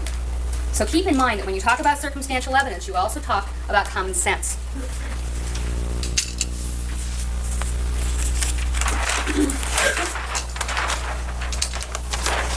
Like, she really thinks this jury's stupid, the way she's talking to them. I'm sorry. If I was a juror, I would be so annoyed with her.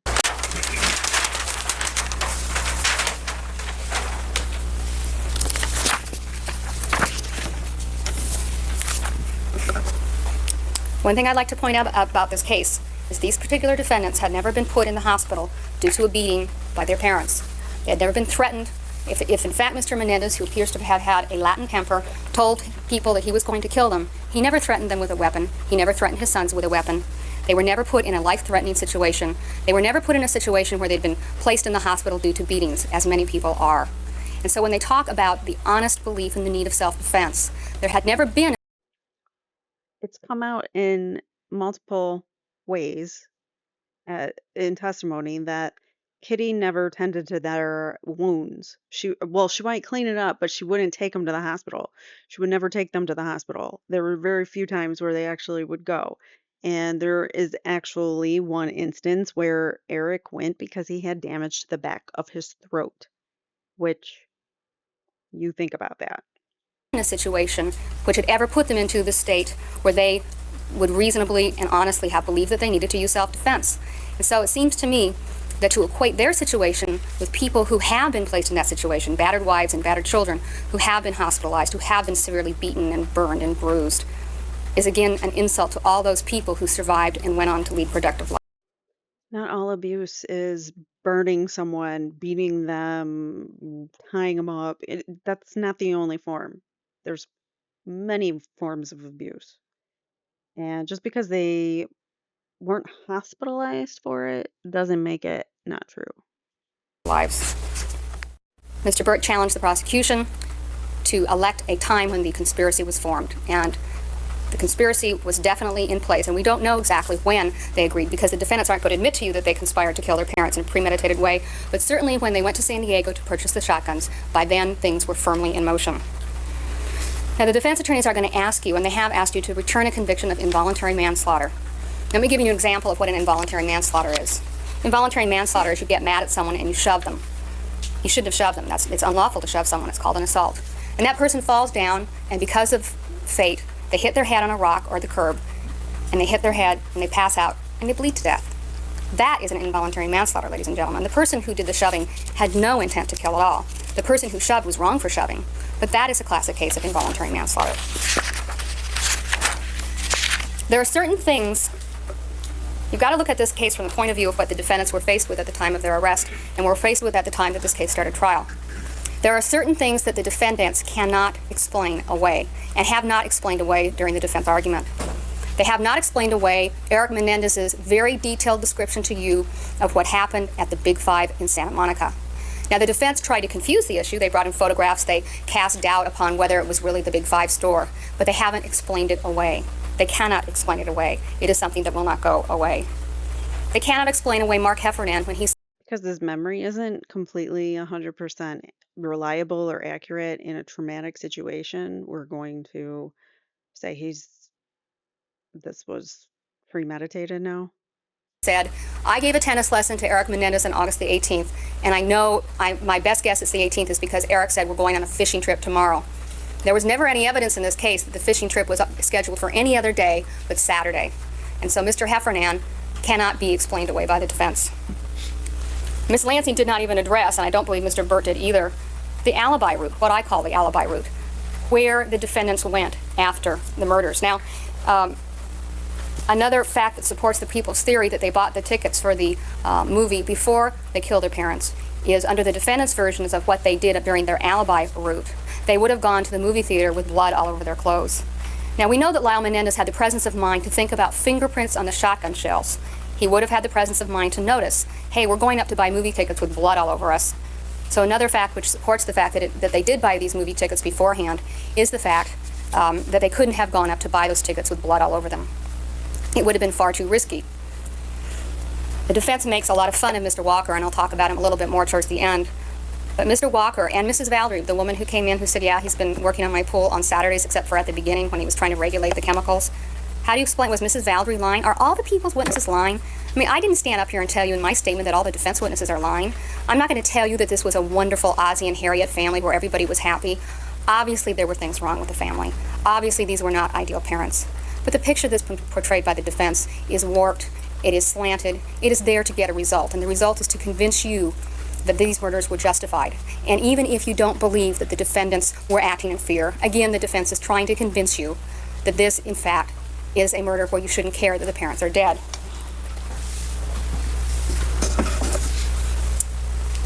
Going back to the law. It's not that you don't care that they're dead. It's the fact that they, like, you almost want to say that they caused it due to their actions because of what they did to their children. I'm not saying that they're responsible and the kids didn't have any responsibility, but I'm saying that the things that they did to their children for the many, many years leading up to that point is what shaped the boys' fear, their psychological landscape, and their biological landscape, how they felt when they were in these traumatic situations.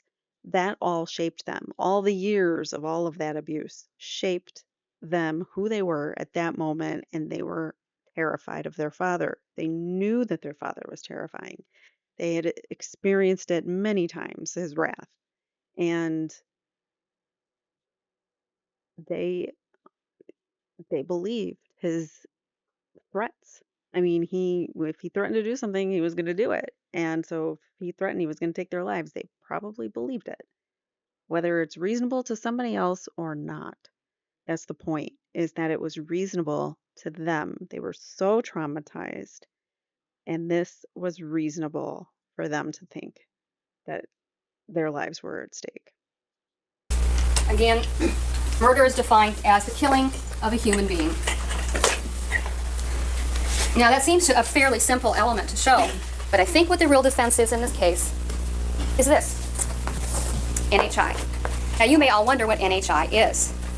NHI is a term used by jaded prosecutors and homicide detectives to describe a murder in which no human being is involved. So, for instance, if you're a deputy district attorney and the police come in with a case and let's say a drug dealer is killed, the police officer will say, I've got an NHI murder here. No human involved. It is a sick kind of joke, but nonetheless it's something that's used, and that is what the defense in this case is. It's NHI. No human involved.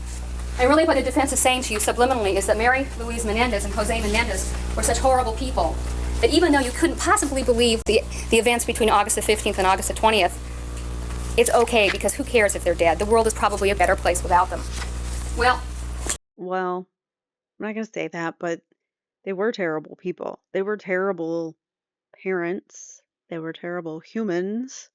They didn't treat anybody, with respect. So I don't feel too bad about the loss of their lives, because I would rather have Erik and Lyle here and have them get a chance of freedom for once than to have to have Jose and Kitty still here, and to have Erik and Lyle gone because they did something to them, and then for Jose and Kitty to continue their rampage of just terrorizing people. So I'd rather the scenario that happened happen than the reverse of that. So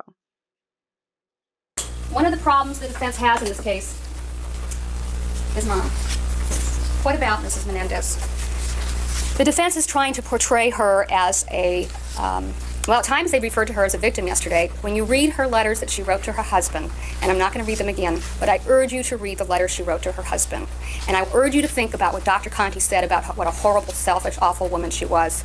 Read those letters and you will get a picture of the pain that she had, and you will get a picture of her humanity. This is a woman who loved her husband very much in spite of the horrible things he'd done. This is a woman who loved her children. She refers to her children as her gift to her husband. that's gross. If you think about what he was doing to those kids, and she said that's a gift to her husband, that's creepy. And this is a woman who the defense wants you to believe knew that her husband was having sex with his sons. When you read those letters, how can you reconcile the defense's allegations with the compassion and the humanity of the woman in those exhibits? This is Mary Louise Menendez before she became Mrs. Menendez. This is when she was Mary Anderson, Kitty Anderson. And this is Mrs. Menendez after she married Mr. Menendez and bore his two monsters. This is her before, and this is her after. And the problem for the defendants in this case is they can't explain adequately killing Mom. They just can't do it. I think they did. I'm pretty sure they did. This is a horrific crime. Dr. Burgess talks about the fact that overkill was involved. Well, the problem was Mom wouldn't die. Mom was sneaking away. And the defendants were afraid that she was going to live. And if she lived, all their plans would be thwarted. Because if Mom lived, she inherited. If Mom lived, she could turn them in. If Mom lived, there would still be that person in their life who would keep them from doing what they wanted to do with their lives. Yeah, because she was controlling and abusive. The defense complains about the fact that the people use these photographs, but it seems to me that this photograph is far more relevant than a photograph of a stuffed animal. What we're here to discuss in this case is August the 20th of 1989, not whether Lyle Menendez had 15 or 16 or 17 stuffed animals. No, it matters because it matters as to Lyle's state of mind and how he grew up, how he was treated by his father, how his relationship with his father psychologically damaged him severely. And this is a woman, this is this horrible, vicious, awful woman who the defense has portrayed as a monster. And when you read her letters, you'll see that she's not. This is the problem the defense has. They can't explain this away. Miss Lansing said I didn't talk about her much in opening. That's right. Because I knew I was going to talk about her in closing. So the defense can't explain her away. They try to show her as Dad and Mom were a cohesive unit. Right. Dad and Mom were real cohesive. She tried to commit suicide in November, I think, of 86 or 87. And one of the letters you're going to read is 10 days later, and her husband's out having a drink at 11:30 at night. He took her to the hospital when she had her overdose, but 10 days later, he's still coming home late from work. He's still making her nervous. He's still giving her the same excuses he gave her when he was out with his girlfriend. So, mom and dad as this cohesive unit is a ridiculous notion. That didn't happen. This woman was still a victim of her husband and a victim of her children. And can you imagine? This is the woman who gave her life for her husband. She allowed him to do what he wanted to do. She gave him the freedom that she thought he needed. She drove his sons hither and yon from lesson to lesson. She did their homework. She was a slave to everyone. And in the end, it took all those rounds to kill her. In the end, she didn't want to die. In the end, she wanted to live. The defense can't explain away Mark Slotkin and his discussion in front of you about the $5 million that the defense thought they were going to get. The defense can't explain away the Rolex watch 4 days after the slaughter. They can't explain away the 2 condominiums which Lyle Menendez purchased, one of them at or about the time that he got his first payment from the life. I think they did explain it away in that the boys had money, they grew up with money, so what was spending a little money, they didn't really see it as a problem, and they were never really denied anything growing up. So, Life insurance policy. They can't explain away the Porsche, and they can't explain away the restaurant. Now, Jamie Pizarsa got a $12,000 car from Lyle Menendez. Well, he had a $70,000 car. And things are all relative. You hear about sports stars who give $1 million to charity, and you think, wow, that's a lot of money. But if the sports star made $200 million that year, it's not such a big deal. Likewise, if Lyle Menendez had been driving a Honda Accord instead of a Porsche, then proportionately, Jamie would have gotten a very nice bicycle. The defense can't explain away the computer erasure. They can't explain away Howard Witkin. Now, they can't tell you that Howard Witkin's a liar. I mean, I don't know how anybody could stand up here with a straight face and tell a jury that Mr. Witkin is a liar. So Lyle Menendez has this very elaborate story about how he wanted to trick his Carlos to see if Carlos was up to no good. But that is utterly and completely ridiculous. They can't explain away the fact that Lyle Menendez flew out specially one day to get out that computer, because even though Carlos Baralt, the non-lawyer executor of the estate, felt that a will and a computer would not be any good, Lyle Menendez couldn't take that risk. The family had found the wills that left the estate to the men, not the boys, the men. And Lyle Menendez had to make sure that there was no codicil, which is an addition to a will. He had to make sure there was nothing in that computer which would thwart he and his brother getting the estate. The other thing the defense can't explain away, and neither can their experts, is this notion that after acting in fear and slaughtering their parents, and even in this automatic state, reloading the gun for one last shot at mom, how all of a sudden they snapped out of it, discussed, what are we going to do now? Well, let's go to the theater, let's get rid of the guns, let's get rid of the shotgun shells, let's get going.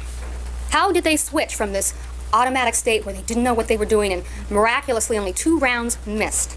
How did they go from that state where they just were in a daze to the state where they were able to coolly and rationally figure out how to get themselves out of the mess? How did they go to the police department at 1:42 a.m. and start lying and lying and lying? Now remember, Mr. Fenno said that the defendants were very good at telling detailed lies to their parents, so they obviously had had practice. But if Dr. Burgess is to be believed, somehow something occurred that snapped them out of it and started their thought processes at full tilt. And they were able to think up all these things and execute all these things in the miraculous time of 67 minutes, which we've proved to you could not have happened. I think what really got them was that they expected cops to show up almost immediately because they thought the neighbors were going to call. But the neighbors thought it were fireworks, so not shots. So they sat there for a few minutes and waited for the cops. Nothing happened. So then they were like, okay, well, now what? And they started cleaning up. They decided to get rid of the evidence, get rid of the guns, pick up the shotgun shells. And then once they finally came back and the cops showed up and they weren't totally blaming the boys, I think the boys were kind of like, hey, maybe lying about this and not taking the blame for it because they thought they were going to. Like they never had originally intended to clean up and cover up. But at this point, they had already put it into motion, and the cops didn't expect it was them. They weren't even really questioned or like questioned like a perpetrator.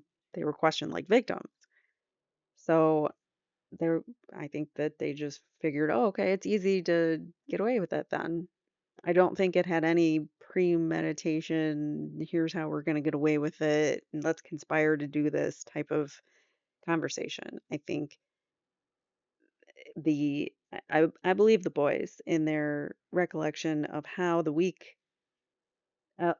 escalated and how the tension in the home escalated, and they went and purchased the guns in order to protect themselves. They didn't realize they were going to have to use them so soon. It is my opinion, I think. They cannot explain away the December 11th tape. On that tape, which I urge you to listen to and follow along with the transcript, you will hear Lyle Menendez talking about planning to kill his parents. Now, Ms. Lansing tries to use the tape, as a good attorney would, to the benefit of the defense. I mean, when you have lemons, you make lemonade. And in this particular case, she tries to say that the December 11th tape shows that Dr. Oziel is a liar because there are certain things that are not contained in the December 11th tape. For instance, certain of the things that Dr. Oziel testified to are not made in the December 11th tape. Dr. Oziel is a liar. But remember, Dr. Oziel testified that he had offered his services to Lyle Menendez in case he ever got caught, to try to explain the family constellation, to help the defendants. And that is what the December 11th tape is. And remember the testimony, I can't tell you which part to remember and believe, but of Judalyn Smith. Judalyn Smith, in spite of her harebrained ways. Oh, so we are supposed to believe some of Judalyn Smith's testimony, but for the rest of it, she's totally not credible? It fits your story, your narrative right now, so you're gonna say believe her, but the rest of it don't believe. Corroborated Dr. Oziel in many respects, and some of the tapes that you'll have available to you for various phone conversations with Dr. Oziel corroborate the fact of what occurred during that period of time. But the December 11th tape has Lyle Menendez in his own voice, coolly and calmly, not in an automaton state, not acting like a snail, not responding to his limbic system. Lyle Menendez is there talking about planning to kill his parents. It's as plain as day. Now, the defense says the prosecution has abandoned Dr. Oziel because his credibility was so thoroughly shattered. Well, ladies and gentlemen, let's assume, and I'm not saying we have abandoned Dr. Oziel, but let's say Dr. Oziel is the biggest liar in the world, and I'm not saying he is, but even if he were, the defense hasn't proved he can't work a tape recorder. And once that tape came in, all the attacks on Dr. Oziel seem a little silly, because basically you will hear in his own voice Lyle Menendez talk about planning to kill his parents. Now, those words, planning to kill, are nowhere in Dr. Oziel's lengthy talks with the defendants on the December 11th tape. The defense wants you to believe that just as they keep saying the boys, the boys, the boys, Dr. Oziel kept saying the plan, the plan, the plan. Remember, Dr. Burgess said that at one point on this tape he used the word control 15 or 19 or some such number of times. And that was to indicate to you that he was repeating the words to brainwash the defendants. Well, I challenge you to listen to Dr. Oziel talk about the plan to kill Mom. On that tape, there's nowhere where Dr. Oziel analogizes killing Mom to getting rid of the dog. On that tape, also, interestingly, is Lyle Menendez's description of how much money his father earned and the fact that his mother had no knowledge of the $5 million policy. There's nothing on that tape where Dr. Oziel's telling him to say that. This tape was made by the defendant to help him later on. But of course, the facts contained in that tape are not good enough. This defendant concocted his defense. He made it up. Now, why should you believe Lyle Menendez? Lyle Menendez is an admitted liar. He lied and lied and lied in order to keep himself from being caught. Why wouldn't he lie in order to keep himself from being convicted? The stakes are much higher now. Before, the idea of being caught was something that always was nipping at his heels, but it was never real. It never happened until March of 1990. Now it's real. Now it's happened. Now he's got plenty of time. They lied because they never wanted the truth to come out about their dad. They lied because they didn't want it to ever come out. Because, look, still people don't believe that it happened. And this is a case where there is more evidence of CA and SA than a lot of cases out there. Like, way more evidence. And yet people to this day are still saying they made it up. They're just a bunch of kids after money. They made everything up. They made up the SA claims, which is outrageous to me that we're still not believing victims. And all the motivation in the world to lie to you. And the defense has not given you one good reason why you should believe him. And as a matter of fact, as to the events of August 15th through August 20th, we have proved that much of what the defense says happened did not happen. And the defense can't get away from that. Now, they try to muddy the waters. They try to explain it away. They try to give you let's just give you more photographs of the big fight, and maybe somehow you'll get confused. But they can't explain that away. Ms. Lansing made mention many times of the fact that Lyle Menendez admitted things to you. Therefore, you should find, well, he didn't have to admit that. Well, ladies and gentlemen, let's look at it from the point of view of the defendant. He had to admit that he bought the shotguns in San Diego. Let's assume Lyle Menendez had denied it. Let's assume he and his brother had denied it. What would the evidence have shown? The evidence would have shown that someone using Donovan Goudreau's driver's license, and you're going to see the picture of Mr. Goudreau on the driver's license, and the driver's license number in the picture of his license matches the driver's license number on the shotgun purchase records. So we know that was the license presented. Someone named Donovan Goudreau signed that form on August the 18th and bought 2 shotguns. Somebody killed Mr. and Mrs. Menendez using 2 shotguns, most likely. Could have been 1, but most likely from the number of rounds fired and from what the neighbors heard, 2 shotguns. Donovan Goudreau was Lyle Menendez's roommate in college. Can you imagine what you would have thought of that if he hadn't admitted it? And Wesley Gross came in and said, I can't make the handwriting positively, but between Donovan Goudreau, Erik Menendez, and Lyle Menendez, the handwriting most closely resembles Erik Menendez. Well, that's good enough, ladies and gentlemen. Can you imagine what we would have thought of the Menendez brothers if they said, we didn't buy the shotguns? They had to admit it.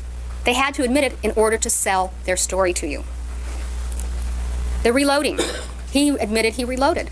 Well, in spite of what Ms. Lansing says, in spite of Mr. Burt's, I have no idea why he brought up the number of pellets to you. I think he said there were 56 pellets recovered. Well, we know the 56 pellets, I think it's 23 or 27 rounds of buckshot, or 27 pieces of buckshot per round. If there are 56 pellets, all that proves is that 2 rounds plus were fired. But we know from Deputy Van Horn that at least 8 rounds were fired, and we know from the crime scene that more rounds than that were fired.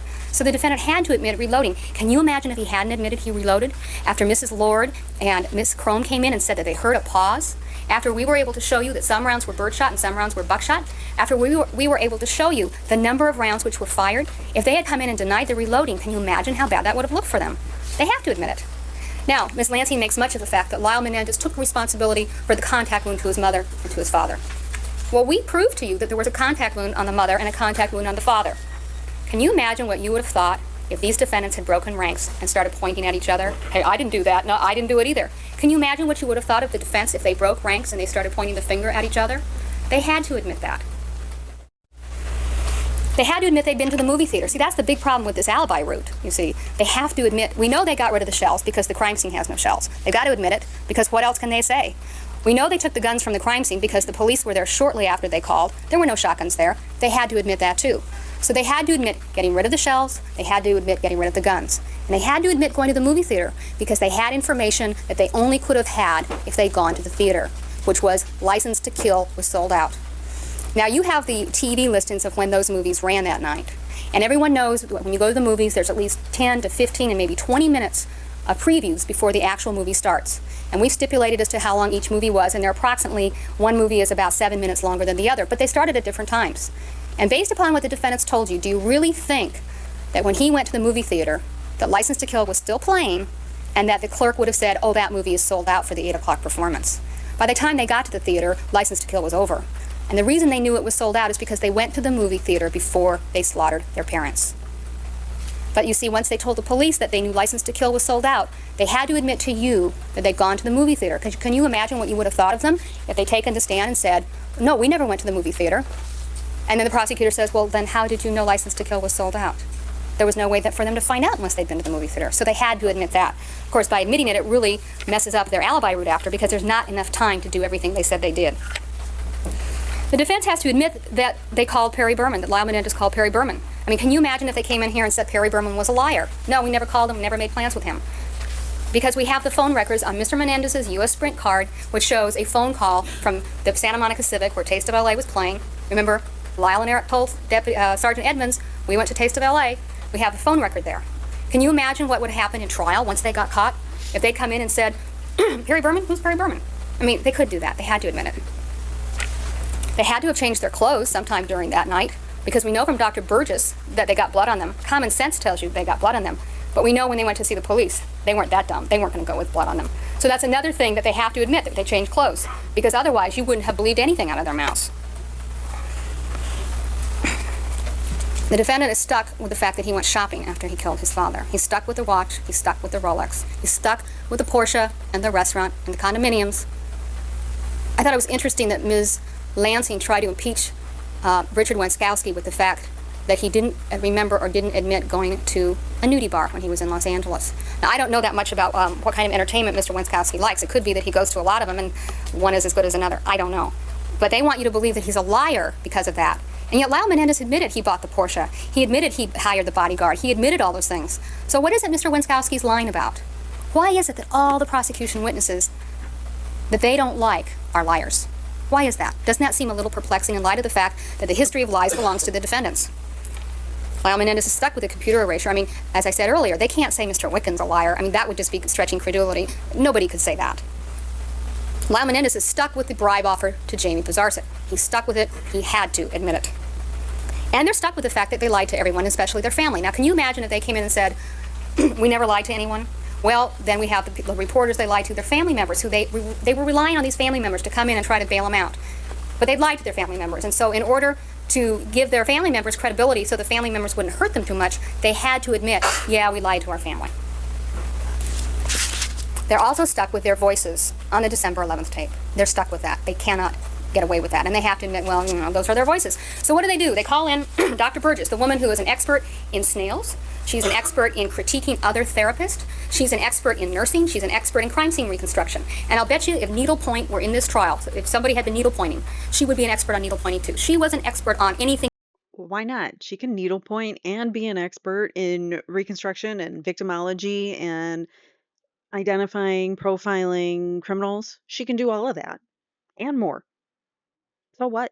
You needed in this case. And she comes in and she says, well, one other thing I'm really good at is therapy, and look at what a crummy therapist Dr. Oziel is. Let me show you all the ways he messed up on this tape.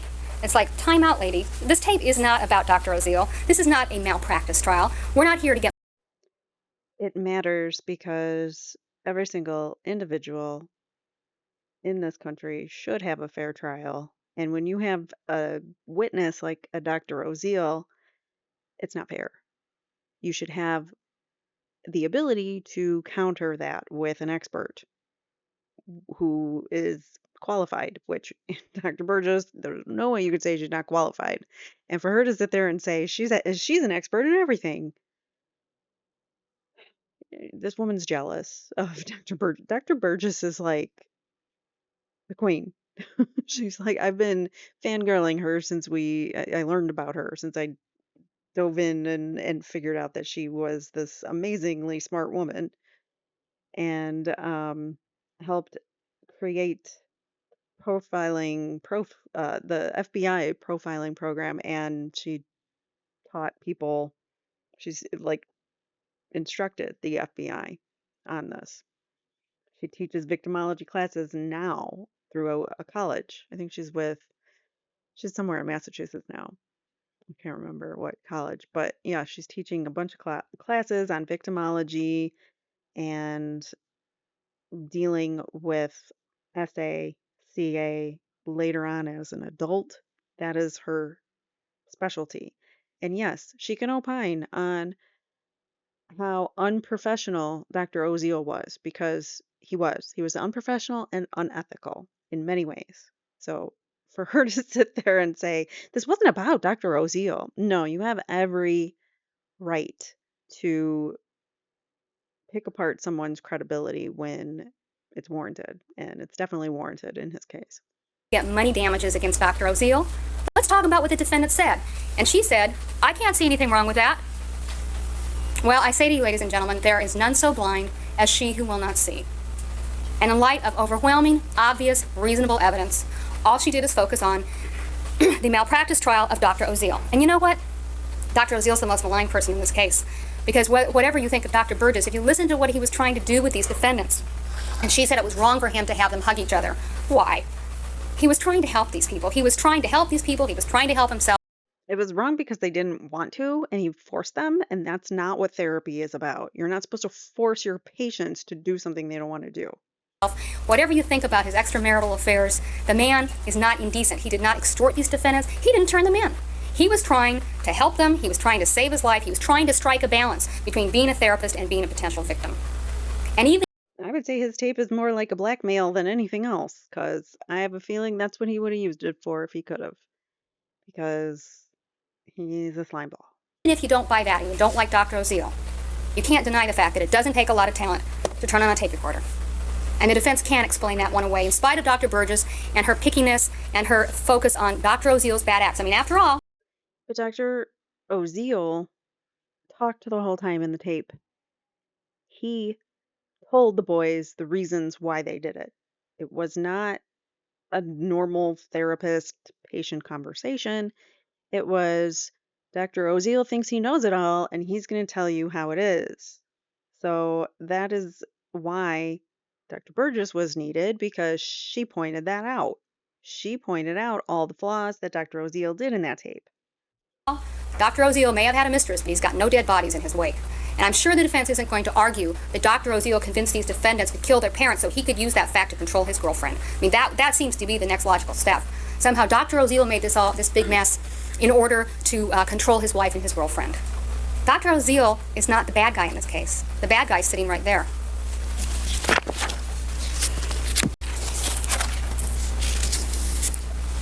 Dr. Burgess talked about the crime scene, and she talked about how imperfect it was, and I've talked about this in my opening statement. But she ignored the fact that they removed the shells. She ignored the fact that they removed the weapons. And she ignored the fact that there was no physical evidence of identity left at the scene. See, the beauty of doing the crime in the home is that any fingerprints or their presence in the house at all could be easily explained. They live at the house. But let me say something else about them living at the house. These two men were of age. Let's say that Mr. and Mrs. Menendez had thrown them out and said, "That's it, I'm tired of it, you're out of here." These defendants had no right to live in that house. It was not their house, it was their parents' house. And there are many people whose parents say, They had no right to live in that house? Did she just say that? Okay. when you turn 18, you're out of here. And those people have no right to come after their parents for support or a home or anything else. So although this was their home, it was really their parents' home. And their parents were continuing to support them in their lifestyle, support them while they screwed up, and support them while they were spoiled, vicious brats. Now, I'm not going to tell you that these defendants didn't have some unhappiness in their life. It's very clear they did. And let me talk to you a little bit about the experts. The experts came in and they talked about child abuse. Well, if you believe the defendants, they were abused. And you don't need an expert to tell you that. If you believe what the defendants told you about what happened to them, they were abused. And the idea that violence begets violence, in other words, if your parents beat you, then you will learn how to beat other people. You don't need an expert to tell you that. Common sense and your life experience. And just look at society. You know that's true. You see, the thing about the experts is the experts based their entire discussion on their belief in what the defendants told them. But again, the experts closed their eyes to the truth. They closed their eyes to the impossibility of what happened between August the 15th and August the 20th. So the defense says, well, the prosecution didn't call any experts. Well, we can't put on an expert to say, I don't believe the defendants. That's not permissible. It came out in cross-examination when I was cross-examining the experts, because that's the basis of everything they're saying. But the prosecution can't put on an expert to say, I don't think the defendants are telling the truth. The principles about child abuse are correct. There are no set things that tell you that a child has been abused. Child abuse has all different kinds of results. Some kids get abused and they do fine. Some kids get a little bit abused and they do hideously. That's what Dr. Briere said. He was right. That's true. So there's no reason to bring in an expert to say, yeah, that's right. That's exactly what happens. Didn't she just at the beginning of her argument say that these kids weren't abused, like being beaten and hidden in a closet for days, years, whatever? Like she had all these explanations like this is how you really abuse someone, which were like, the worst and the worst. So obviously Erik and Lyle weren't abused because they didn't experience that level, according to her. They didn't go to the hospital. But now she's saying someone could be abused just a little bit and they react poorly. That's true. Okay. Well, what is it, lady? You can't have it both ways. Because you see what the defense has done, the defendant has done, is he's tailored his defense in order to meet all of the requirements of the experts. So the issue is not what do the experts say, it's whether or not you believe the defendant. And if you believe the defendant, then he was abused. And if you don't believe the defendant and you don't believe his brother about the sexual abuse, then they weren't abused. And you know what? It doesn't matter.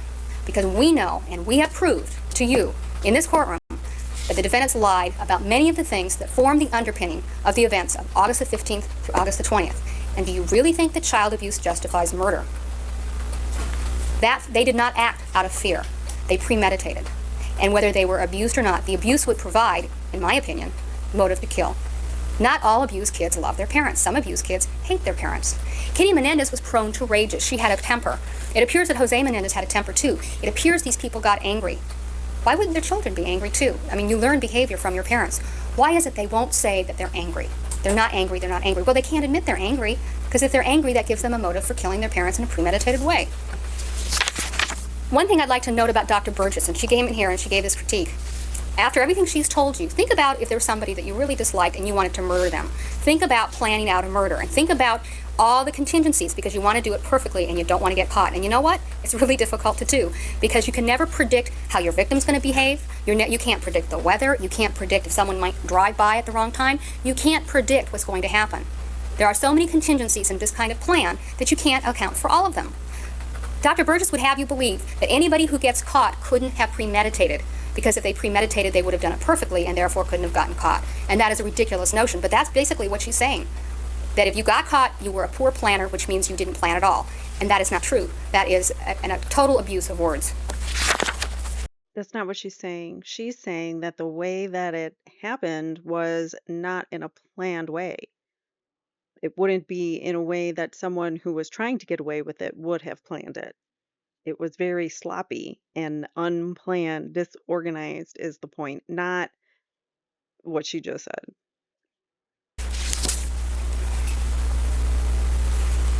One thing I'd like to note about Dr. Oziel. Remember, Dr. Oziel is the one that talked to the defendants on November the 2nd about starting this defense. This defense of abuse, this defense was actually started by Dr. Oziel. He's the one that said, if you get caught, I can help you with your family constellation to explain why you did what you did. So this is something that was planted long before the defendants were even caught. The testimony of the coroner, I went through that already, but let me just say one thing. If you look at the photographs, of the crime scene, there's something on the couch here. It's a remote control for a television. Mr. Menendez got shot in his left elbow. The remote control is right next to where his left elbow would have been. In addition, we've shown you that there was a TV guide open to the evening listings for the television. And if you look at his legs, and you can't see them in this photograph, but you'll see them in others, if you look at his feet are crossed and the sides of his feet are resting on the ground. And I'd like you to look at those photographs and ask yourself, what was he really doing at the time that he was shot? Now, the defense, I think, has him in a preposterous position. They have him with his arms up like this and his leg extended so that all these shots could have been fired to him. And maybe he was hopping around the room to get these particular shots. That's not a reasonable explanation of how this happened. And remember, if circumstantial evidence, one is reasonable and one is not reasonable, you adopt that which is reasonable, even if it's detrimental to the defense.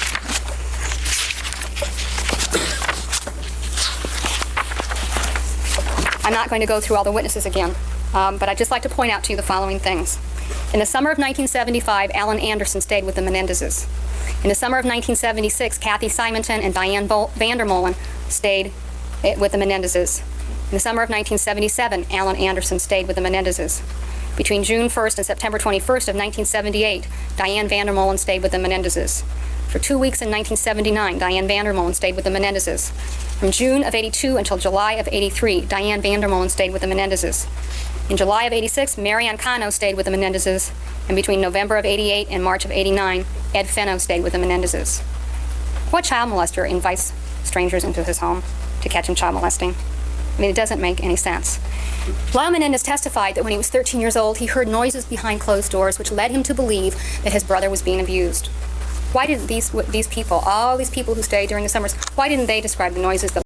Because nobody was allowed anywhere near Erik's room or down that hall when Jose was in that room. That's why. Lyle Menendez said he heard. Ladies and gentlemen, sex has a distinctive sound, and I don't know if this has happened to any of you, but sometimes you can tell what's going on behind closed doors just by the sound of what's going on. Why didn't any of these people hear any of that?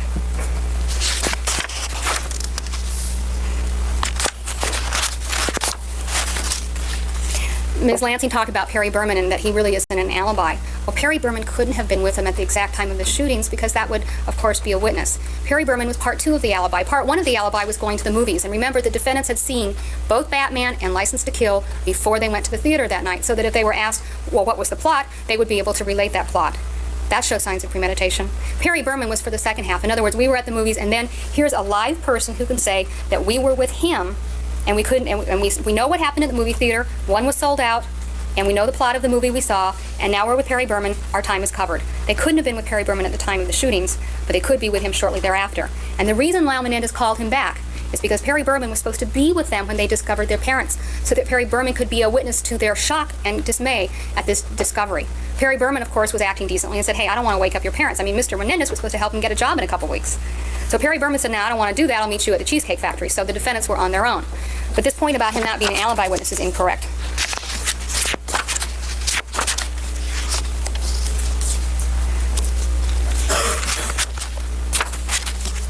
I'd like to talk to you about two photographs.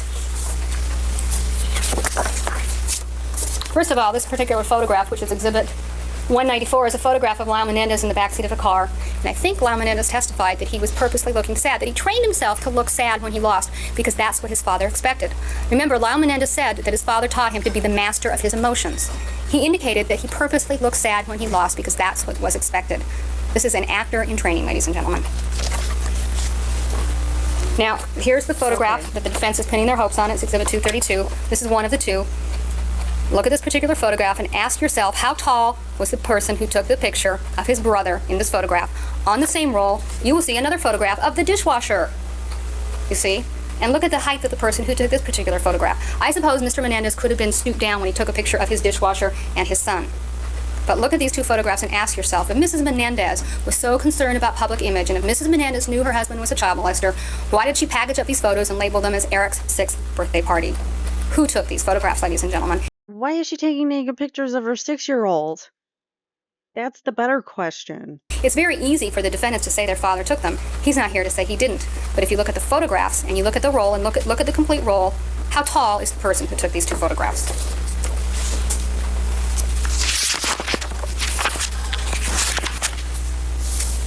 One of the things that Ms. Lansing told you about was that it was her theory that what caused the great change in the relationship between Mr. Menendez and Mrs. Menendez was that Mrs. Menendez was blackmailing Mr. Menendez. She had said to him, this is just her theory, Jose, I know you're a child molester, and if you don't stay with me, I'm going to tell everyone. Well, first of all, what really happened is Mrs. Menendez tried to commit suicide, and I don't understand how that can be ignored. You have Exhibit 336, which are the hospital records of her going to the hospital. You'll see in there that she took an overdose of her medication. You'll see in there that she also tried to take more medication at the hospital.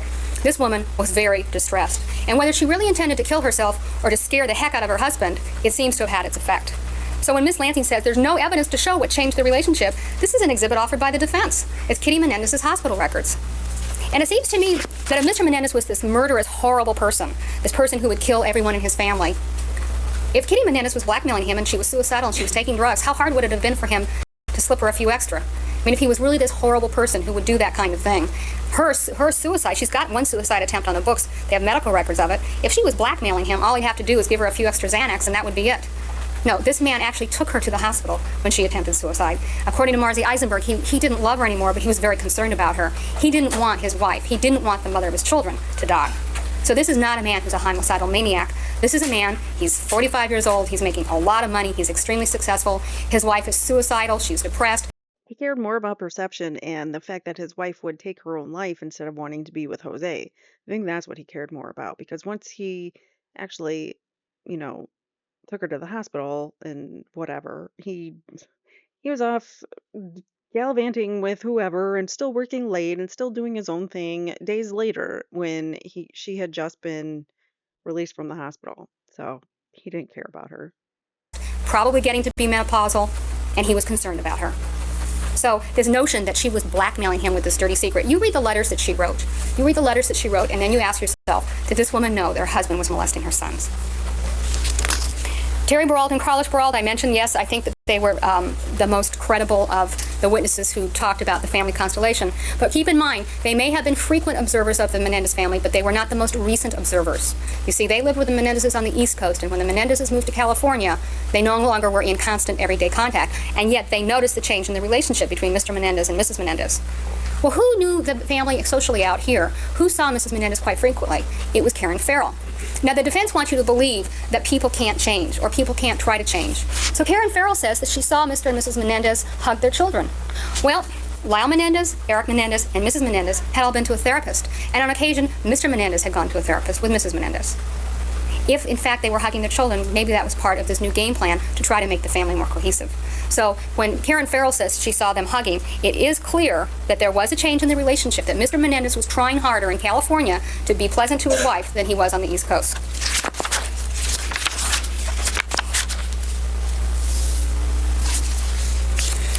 Ms. Lansing showed you some blue pieces of paper that had evidence, testimony on them.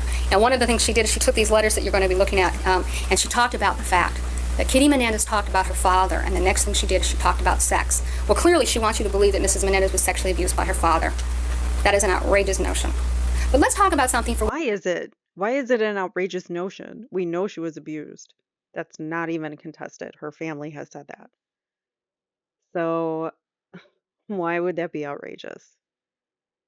Which there is more evidence. Let's talk about Erik Menendez. Mrs. Menendez, according to Erik Menendez, Mrs. Menendez wanted him very badly to get a girlfriend. Mrs. Menendez was worried about his sexuality. Erik Menendez testified that he was concerned about his sexuality, and Erik Menendez indicated his father called him a faggot. Now, Erik Menendez admitted that his father had disowned him, but he said the reason his father had disowned him is because he wasn't opening up in tennis.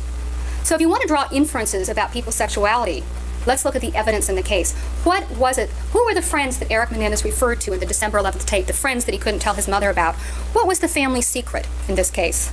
Look at the evidence and think about it. Was Mr. Menendez going to disown his son because he wasn't opening up in tennis? So rather than think about whether or not Mrs. Menendez had been molested by her father, look at the evidence in the case that talks about another secret in the family. What? Roger Smith, according to the defense, is a man who should be believed, but he's the man who spoke at the funeral of the man that he intensely disliked. It seems that Roger Smith is a man who will say whatever the occasion calls for, be it a funeral or a courtroom procedure. Mary Dominguez was the woman who helped Mrs. Menendez. She helped close up the Slatkin house and establish the Menendez house, and she talked about these magazines that she found, these gay magazines. And I'd like to ask you, in light of what I've just talked about, whose magazines were they? In this particular case, the victims have been put on trial. Dr. Oziel has been put on trial. Witnesses have been called to repeat the same themes over and over again so that the repetition will get into your brain and won't get out. One thing about repeating things, I'd like to point out that Dr. Conti was able to get up and recite the exact litany of things that happened to Lyle Menendez in his life, and he was able to recite the events of August 15th to August the 20th. Now, Dr. Conti, if he can do that with the amount of preparation he's had, can you imagine what Lyle Menendez can do with the amount of time and motivation he has to repeat those same facts? My point is that Dr. Conti could go through them fact by fact and tell you exactly who said what. He even gave you exact dialogue. Well, if Dr. Conti can do that, why couldn't Lyle Menendez? Grant Walker, poor Mr. Walker. Mr. Walker was offended by what he heard. He was so offended he didn't want to say the words in court. And it's very hard to imagine that anyone couldn't have had a little compassion for this man who obviously wouldn't say a bad word if he had to. And the judge urged him and he wouldn't do it, and he didn't want to say these bad words. And this is this vicious, lying, horrible person who came in here for his 15 minutes of fame. Well, I guess really you have some choices with Mr. Walker. Either A, Mr. Walker is lying, he's not a pool man, he's a media hound. Or B, Mr. Walker is telling the truth, but he's got the wrong weekend. Or C, Grant Walker didn't really remember where he was when John Kennedy died. Or D, Grant Walker is telling the truth and the defendants are lying. Seems to me that D is the most likely possibility. Seems to me that Mrs. Valerie didn't come in here and lie to you about the day her pool man comes to clean her pool.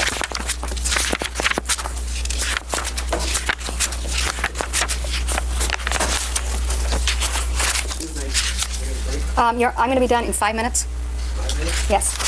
Sure. Okay.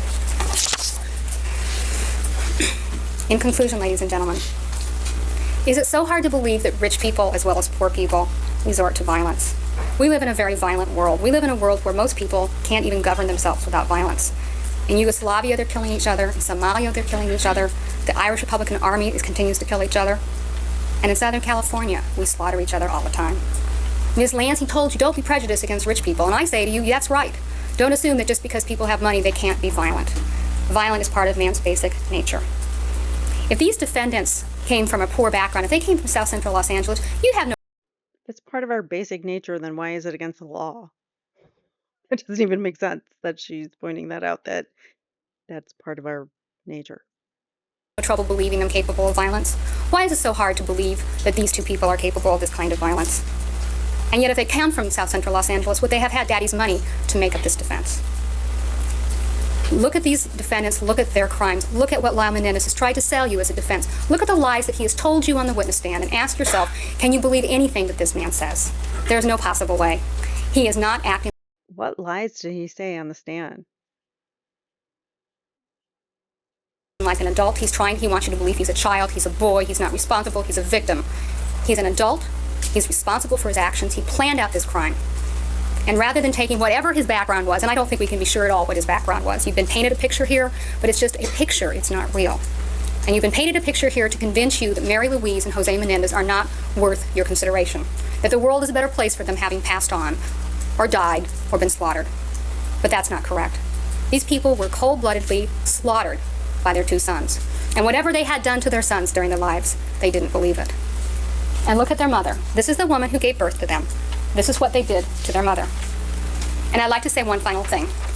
The man that I described to you in my opening remarks, the man who ran away from home, the man who would not go to his father's bedside, the man who made something of his life in spite of the abuse, that man was my father. Thank you. All right, thank you. We'll take a recess. We'll resume that. How was she even allowed to bring that up? Anyways, we're going to stop here. There's jury instructions. They're very long. I'm not even going to play them. And yeah, so we're going to end here. And I will see you guys on Thursday with part 1 of Eric's uh, closing arguments for Erik Menendez. Not, he won't be arguing it, but Lester Kuriyama and Leslie Abramson. We'll hear from them in the upcoming. There's going to be three streams with my dogs are like, okay, you're done talking. They all want to go out. Yeah, so what did I say? There's going to be 3 streams of Erik Menendez closing arguments, and then we'll be done. We'll get to, like I said, we're going to do some more. I'll do like a few recaps, and we'll probably go through their motion to dismiss the charges and whatnot, whatever I can find, motion to vacate or whatever it is. So we'll go over that when we're done. So thank you guys so much for watching. I'll see you guys on Thursday. Take care. And please don't forget to hit the like button on your way out. Talk to you later, guys. Bye.